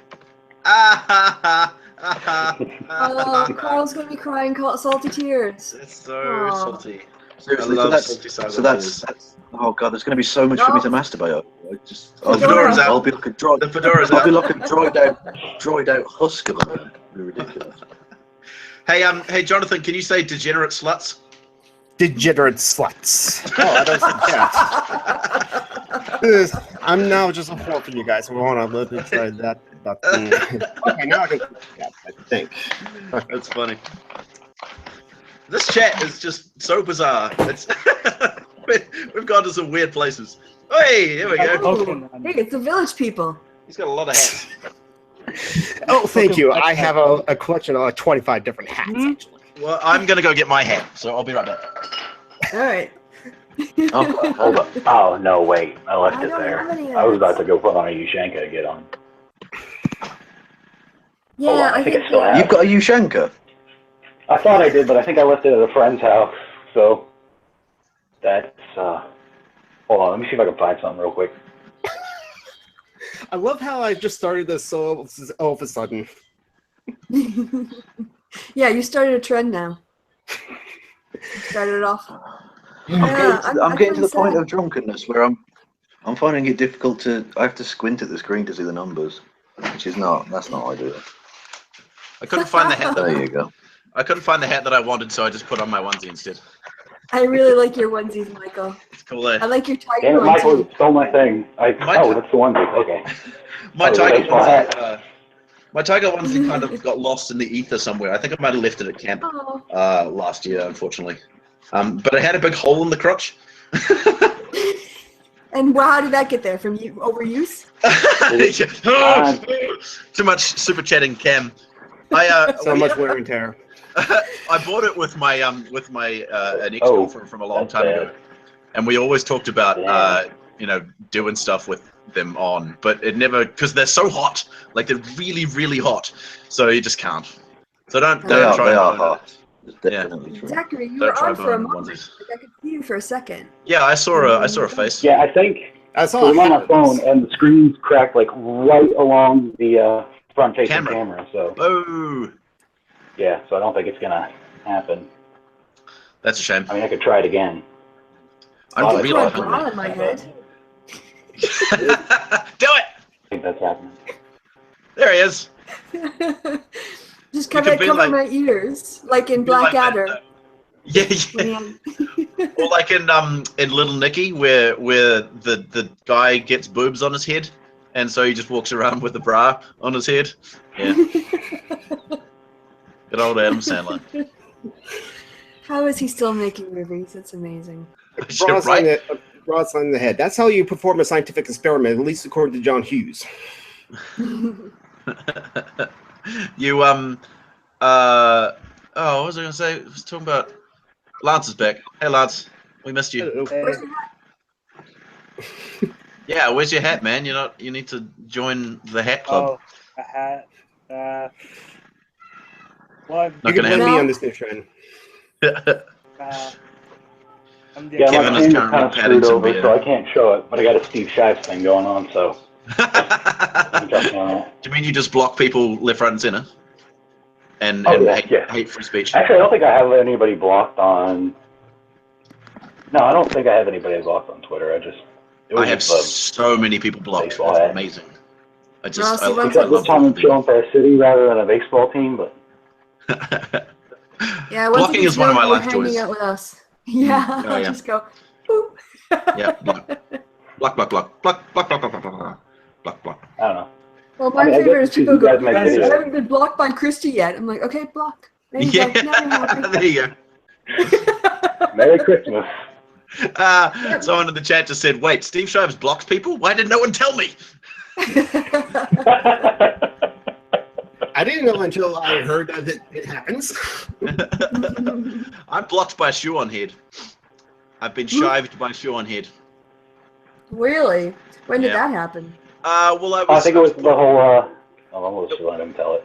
It was a while ago when I was pointing out some transphobic shit she was going on about, and she got offended that I called her transphobic. I And thought she she was okay with Milo though. What's that?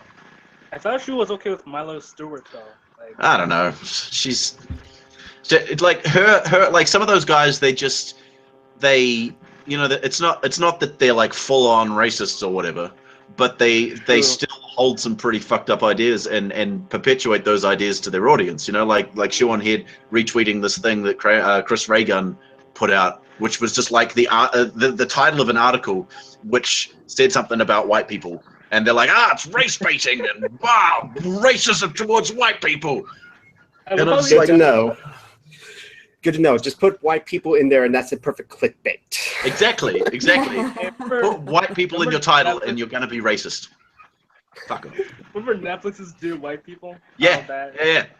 It's not, but the reason it's called Dear White People is because that's the name of her radio show in the thing. Exactly. So it's like, what?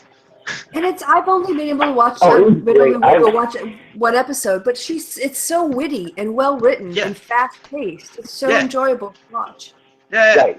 It was actually great because I was watching TJ Kirk's little spiel on the trailer, and I think it was like if you ignore like all the filler about like how he just found this one random photo of this really weird protest sign that he just went he went on 3 minutes about it. That and like the fact that they had shirts. But anyways, like once he actually got started, I think within the amount of time it takes him to bring up the question, what if you like, oh, how would you feel if they called the show Dear Black People and talked about it? And like in that time, if you go back and watch the original movie, like in that amount of time, someone in the movie asks that question, and she gives like a fantastic response to it. Yeah, totally. I mean, it's just like they just throwing it out like, oh yeah, this is such a hot take, and like no, it's been said before. Yeah, I don't understand. Like even the backlash at the MTV video that was like resolutions for white guys in 2017 or whatever. Like none of the stuff they said was that bad. I don't know, and the video's down now for some reason. I don't know. It created so much controversy. But I was like, yeah, I mean, what? It's pretty mild. Like they could have gone a lot deeper with that. It was so mild, but it just every white dude on fucking YouTube was triggered by that shit. So, bleh. I'm like, what? Yeah. It's stupid. It's stupid. I don't like it. I just want to say, Michael, it's incredibly difficult to take you seriously talking about issues in your blue dinosaur hat. Well, rape culture is actually... Don't worry, Michael. It just makes you look more rational. He's gonna top me. So, I really think that rape culture is a real big issue that we should really talk about a lot of, because it's really disheartening and bad for the environment. So, and dinosaur hat.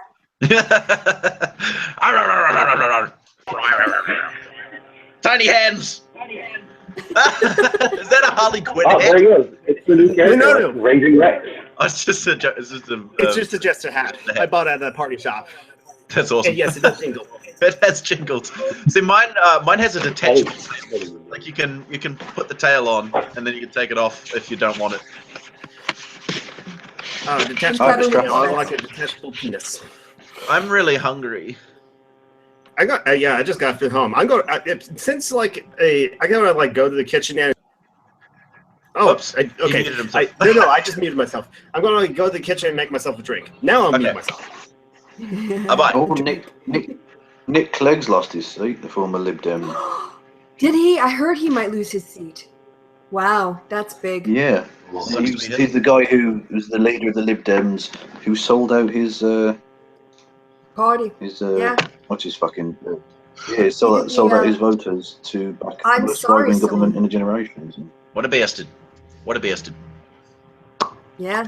Nick Clegg out. Wow. Big night. Yeah. Yeah, it seems like an interesting election for you guys, Kevin. I'm just, yeah. Yes, it is. It is. Yeah, have you seen H-Bomb's video on it yet? Yes, he's very good actually. Dashing through the he's like that is the entire extent that I know of this election. I'd like to be able to do H-Bomber style videos. He's too good at. Yeah, he's very good at what he does. Yeah. Doing like how he's got those big huge video essays that are like an hour and a half long. Hey man, how's it going? Hello. Made it. Oh, there you go. Rugged Midwesterner. I just would not believe what I had to go through to get this started. Well, we're glad you could put in the effort. Dug your way through the internet dross to get to us. Yeah, apologies if I've gone a little bit quiet. I am gloat tweeting about the MRA MP losing his seat. That's awesome. Yeah, tag in Carl. I do hope I don't go too far, because I am atting him in a lot of these messages, and yeah. I hope that the police don't knock on my door for harassing him or something. Because technically what I'm doing is harassment. But there we go. Shouldn't admit that, Kevin. But he's a rape apologist. You got to get a lot of people doing that. But, I mean, they can't arrest us all, right? I was saying before, Kevin and Christy, OBS is it's open broadcasting system, I think it's called, and it's a broadcasting software that you can use to make your live streams really freaking cool. So you can put you can change between like scenes and stuff, and have different I've seen that before. Yeah, it's really good. Like if you But how do you connect it to your account? How do you connect it to your account? Well, you know, in the live stream thing in your thing, there's two options. There's the set events thing, and this is what we've done now, and then there's the second one, which is like start a live stream or whatever. There's a thing in that gives you a key, and it's just like a password basically, and then you put that into your broadcasting software, and it broadcasts to your channel. So it sends all the data to your channel. Yeah. Because I would like, this is why I'm going to push off my bullshit challenge stream so I can get that downloaded and working. And that's why I was going to keep it over. Yeah, it's real handy to do, because then you can put like the chat on the screen so people can see the chat, and you can also do things like, you know, put up pictures or you know, text, or, you know, a game that you might be playing, or like another screen, you know, all this kind of stuff, you know. It's quite handy. Okay, yeah, I'll look into it. Thanks for the advice. No problem. Oh, Fedora's back out now. Hey, Fedora. Is that, hold on, is that an R2-D2 hat? Hello. It is a R2-D2 bowler. like. There are worse How come hats. I can't see? I can't see. That is just like the perfect ironic hat that you just start wearing unironically. Like. Well, I also just wanted to let everyone know I'm also drinking. Yay! Yes. Nice. Oh, drinking out of a jar? Gross. Moonshine. So then you really is having a cold little voice today. Why not? That's out of a jug. Oh, yeah. I'm very poor. It's the only glass I can afford.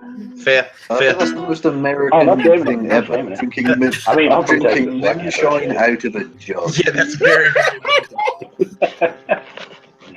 I'm just going to go and I'll have you know make I love live to in a Illinois. We have a proud tradition of making great hooch.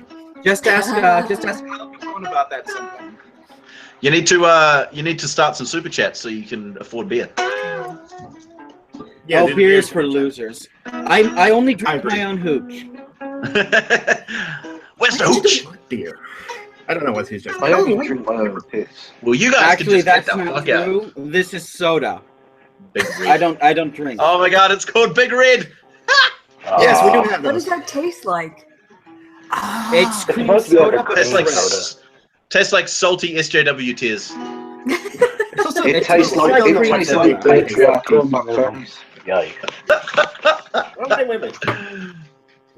Oh, this stream is amazing. I can't believe They also make big pineapple. That's funny. Oh, You guys are matching. Everything in America is bigger. Hey, Christy, apparently Nathan Drake wants you to unblock him. Yeah, fuck there's off, a reason why Nathan Brink got drunk, like got blocked. I don't know why. And Nathan Drake, do you know the reason? Yeah. I don't know the He's a piece of shit, apparently. Well, maybe not I to other mean, people. being a but- piece of shit is reason enough. Yeah, every block is personal. Is Kevin asleep? Red velvet cake. Red velvet cake. I'm so not. good. I'm not asleep. I am gloating over the downfall of a rape apologist. Yes. Oh, I know who you're talking about. That guy that just got disposed in the election. I just read about Yes, it. Yeah. Philip Davis. I'm also on Twitter. I have two screens. MRA. This is my other screen. I have my other screen's inside currently. Oh, we lost Lance. No. Lancelot. You can hear us. Sir Lancelot. We lost 100% of like the black people. Lancelot. I think Did you say you like Lancelot? No, I was doing Hamilton again. Oh, okay. I'm Hard rock 164 like Potawatomi, an actual recognized Native American tribe. Can that count for something? Yes. Okay. Identity politics for the win. Michael says yes. Did you hear that our government got I think he might have got sued. Our government got sued because they used Eminem's "Lose Yourself" in like an ad campaign. Yeah. Yes, And, yes, that was on last week tonight. Yeah. We Eminem's- seem to have a lot of stuff about New Zealand on last week tonight because our friggin' governments are stupid. Well, it's good that John Oliver tells people in America news that's not only in America. Yeah, true story. Yeah, like the Indian election, the Canadian election, and the British elections and stuff. French so election, it's yeah. educational. Well, he's doing that because there's an audience for it that hasn't quite been tapped into yet. That's something that a lot of people aren't very cognizant of. There are a lot of people like me who are interested in international politics and how that relates to politics here at home. I'm an activist-ish person, if you didn't know.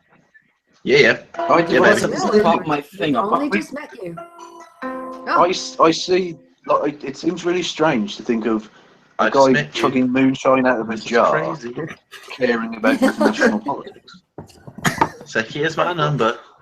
Call me maybe. But that's awesome to break a stereotype. Michael, please don't remind me of that song. This is why I don't listen to pop radio. At least not here. That's crazy. It's like oh crap.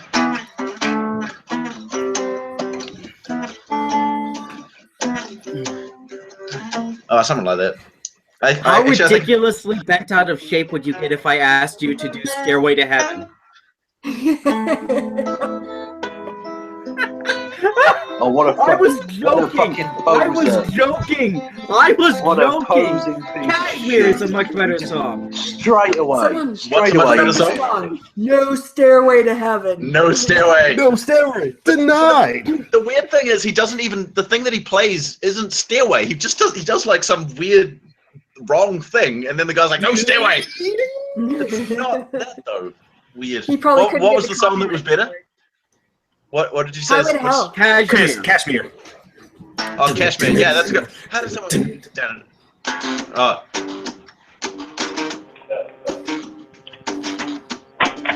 This is random, but I remember it in more documentary Religion List because one of the people that Bill Maher was talking to, one of the Muslims, had that as his ringtone, and Bill Maher thought that was funny. That's when I liked Bill Maher back then.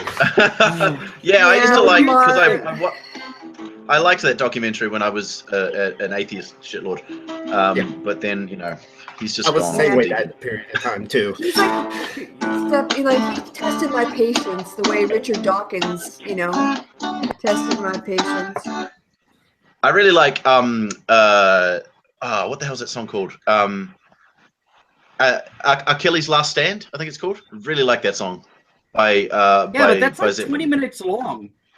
It's good though. It's so good.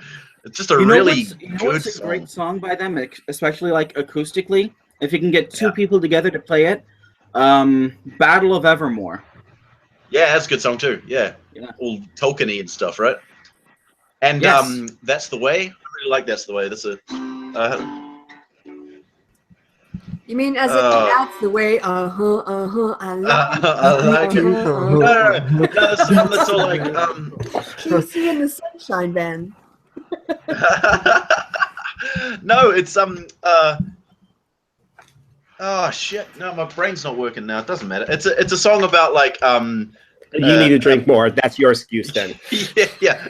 A boy and a girl, they were friends when they were kids, and now they can't be friends, kind of thing. It's really kind of sad, but it's cute, That's the way. I love it. Oh, that's right.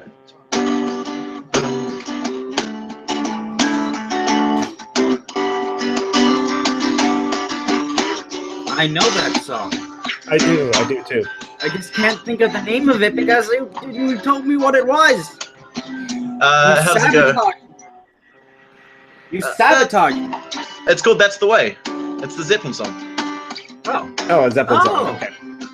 I can't remember the first words though. I don't know how I'm gonna tell you, my friend, the girl next door. That's the one. Yeah. Can I read you a funny tweet from Tim, who's not okay? Tim's left the chat, but he's someone who's asking, why do you care so much about Sargon and what he says about politics? And Tim replied, well, he did the same to me. He said it in a video to me. I had to shut up because I was wrong about Trump. Who's the cuck now? Tim. That's so good. I was talking to the crowd. Oh, lucky you. Oh, straight away, that's a mistake. No, It's the weirdest thing. It's almost like he was trying to be nice to me. Yeah. And I can't figure out why. I find that to be exceptionally troubling. He does that, yeah. Depends on what mood he's in. And then he'll turn on you, like you'll have done nothing. And he'll just turn on you and be like, SJW, rah, and do horrible things. And then he'll delete them all on Twitter. Yep. Oh, I know. I watched him delete his tweets on Twitter. Actually, another guy on one of these Discord groups that I'm in saved a whole bunch of them too. I managed to save one of them, and that was about him ejaculating in someone's face. That was fun. That's not an image that I want to see. Whiplash. So I have a problem with the movie Whiplash. I watched it and I love what's the guy's name? J.K. Simmons. He's a really great actor. But the movie portrays like a ridiculous view of like jazz and jazz education. Hi, Lonely Wolf.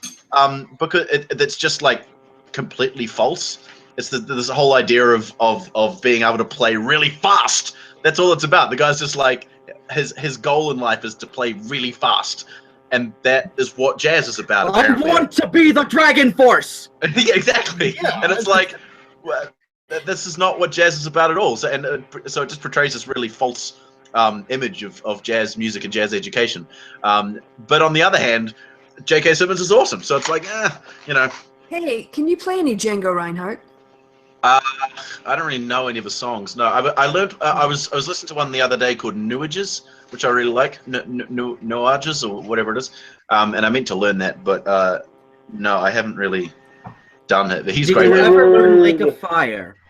Lake of Fire? Oh, that's right. You asked me to learn Lake of Fire. No, I forgot. I'm sorry. I can play Ring of Fire.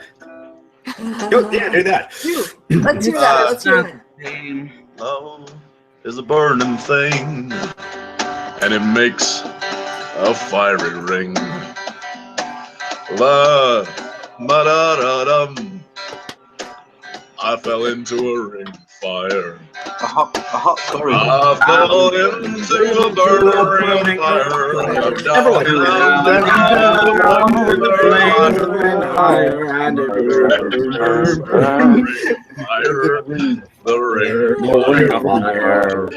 It's just like blood, fire, ring, fire, red, fire. Freaking lag. It'll look fine when it goes online. That's what matters. Just we'll post. Don't worry about it. We don't gotta worry about being in sync. We don't have to take care of that for you. I saw a video yesterday of a guy playing Tool with tools. So he had a bass. He had a bass, and he was playing. He had like a spanner, and he was playing the bass using that as a pick. And then he had like wrenches and stuff that he made noises with to like do all the percussion and stuff. And he played all these Tool songs. Nice. It was great. My favorite silly thing ever was Bill Bailey playing Enter Sandman on an air horn thing to do. Yes. I went and saw him. I went and saw him in concert, and he did two really cool things with music. One of them, which he had an oud, which is like a Middle Eastern guitar kind of thing, right? And he said, "I'm going to play you some country and western, but on the oud, so it's country and eastern." But then he also he had this machine, which it's like it's a square, and it's got lines across it, right? And the axes this way is like time, and this way is pitch, and so you touch all the little buttons and stuff and light up various bits, and it just kind of scrolls along, and then it plays the pitches depending on what time it's at, right? So it does this, and he did this really cool thing where he said that even the most hateful symbol of all time can make pretty music, and he drew in a swastika, and it made this pretty song. Oh, so it's like a modern version of those pre-recorded. What's that? One of those pre-recorded. So it's like a modern version of one of those pre-recorded reading piano things. Kind of. It just kind of scroll. The time keeps going by, and wherever you've switches that you've switched on, was that those from are the like things that play. Butterfly or Bumblebee or something like that? He did a live show. I had his Oh yeah, I know the one. No, he might have done it in that. But this is when I went and saw him. He came to Wellington, and I went and saw him live. Yeah. People go to Wellington. Yeah. Wellington's the best. He did a bit in his Wellington- show about how he went to Australia, and people were like, "Tell me about Britain." He's like, "We have nectar points, and like Yeah, a lot of rain." My favourite bit ever was about the rain when he was asked in India or somewhere when is the rainy season in Britain, and he said the rainy season in Britain started in about the 4th century and it's continued pretty much ever since. I love Which is the about right. you guys know Little Britain, right? The TV Oh, show. yeah. Yes. Yeah, the Scottish hotel, and like every time they're like, if you're looking for a good place to go on holiday, try Scotland, and there'll be like a lady sitting in a deck chair, and it's just raining, pissing rain on top of her. It's just like, and the Scottish hotel guy, is just the funniest character. But they only had him for 1 season. It sucked. I loved him. You'd Yeah, like my to know favorite- my secrets, would you? Have you ever heard of a thing called a cow? A cow, mate. What about No, the I have liquor not that heard of leaks a from its cow. udder? Tell What's me more about this magical cow creature. a cow? Yes, there's a great bit in that Mitchell and Webb look where the David Mitchell comes along and sits down, and Rob, I think his Webb sits down. He goes, "All right, I've got the setup for this week's episode. It's going to be this lineup: hit, miss, miss, hit, miss, hit, miss." So how is it? It was a bit hit and miss. That's funny.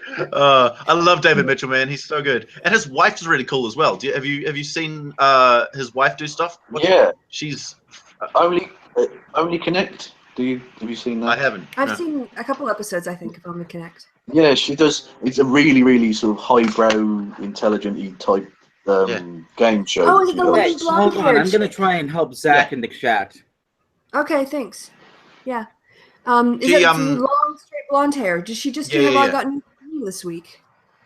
What's that? Sorry. Yes. Oh, did she just do Yeah. Have I Not Got News for You last week? Wow. Victoria Curran.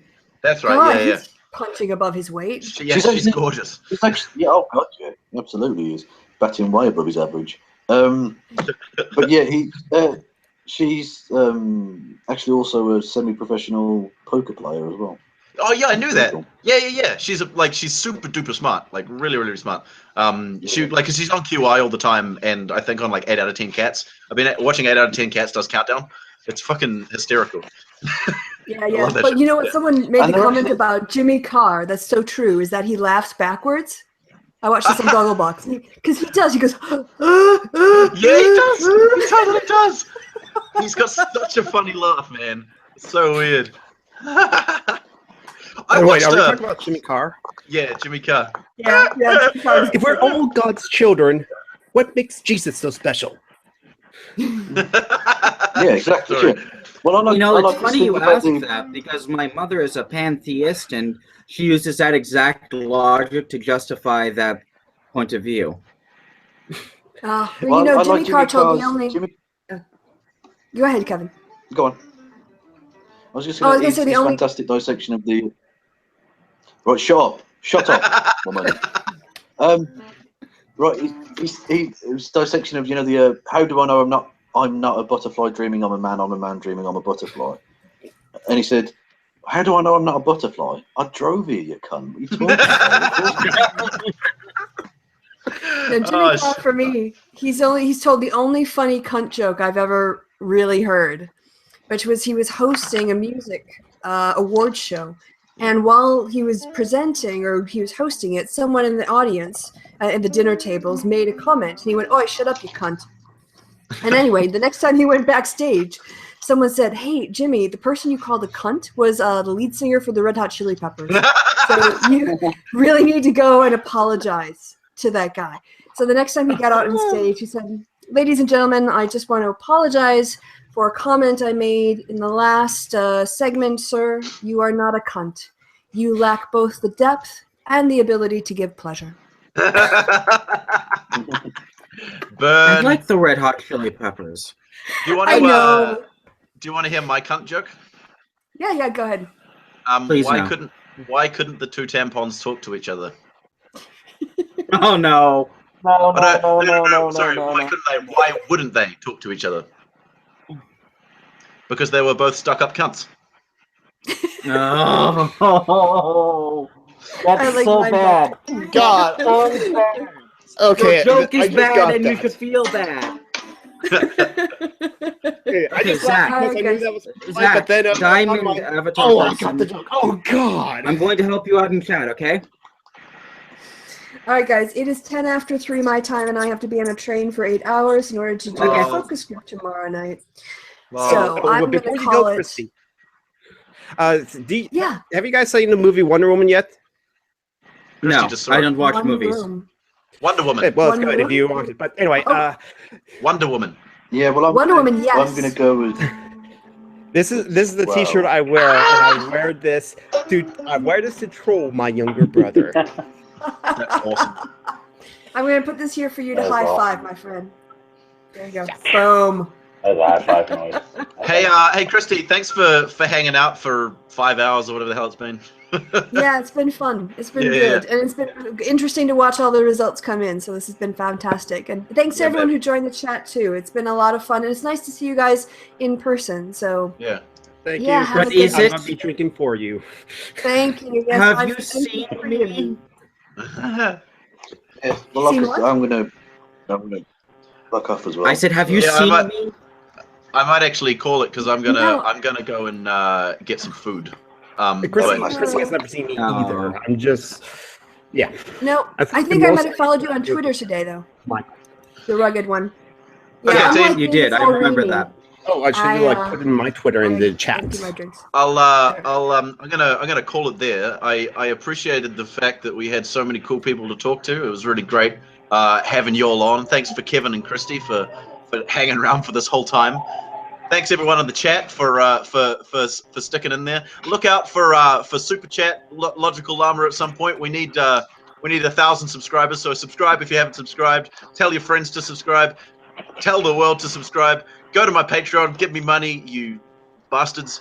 That's how you ask for money. And we'll see you again next time. It was fun. We'll do this again soon. See you. Bye. Bye.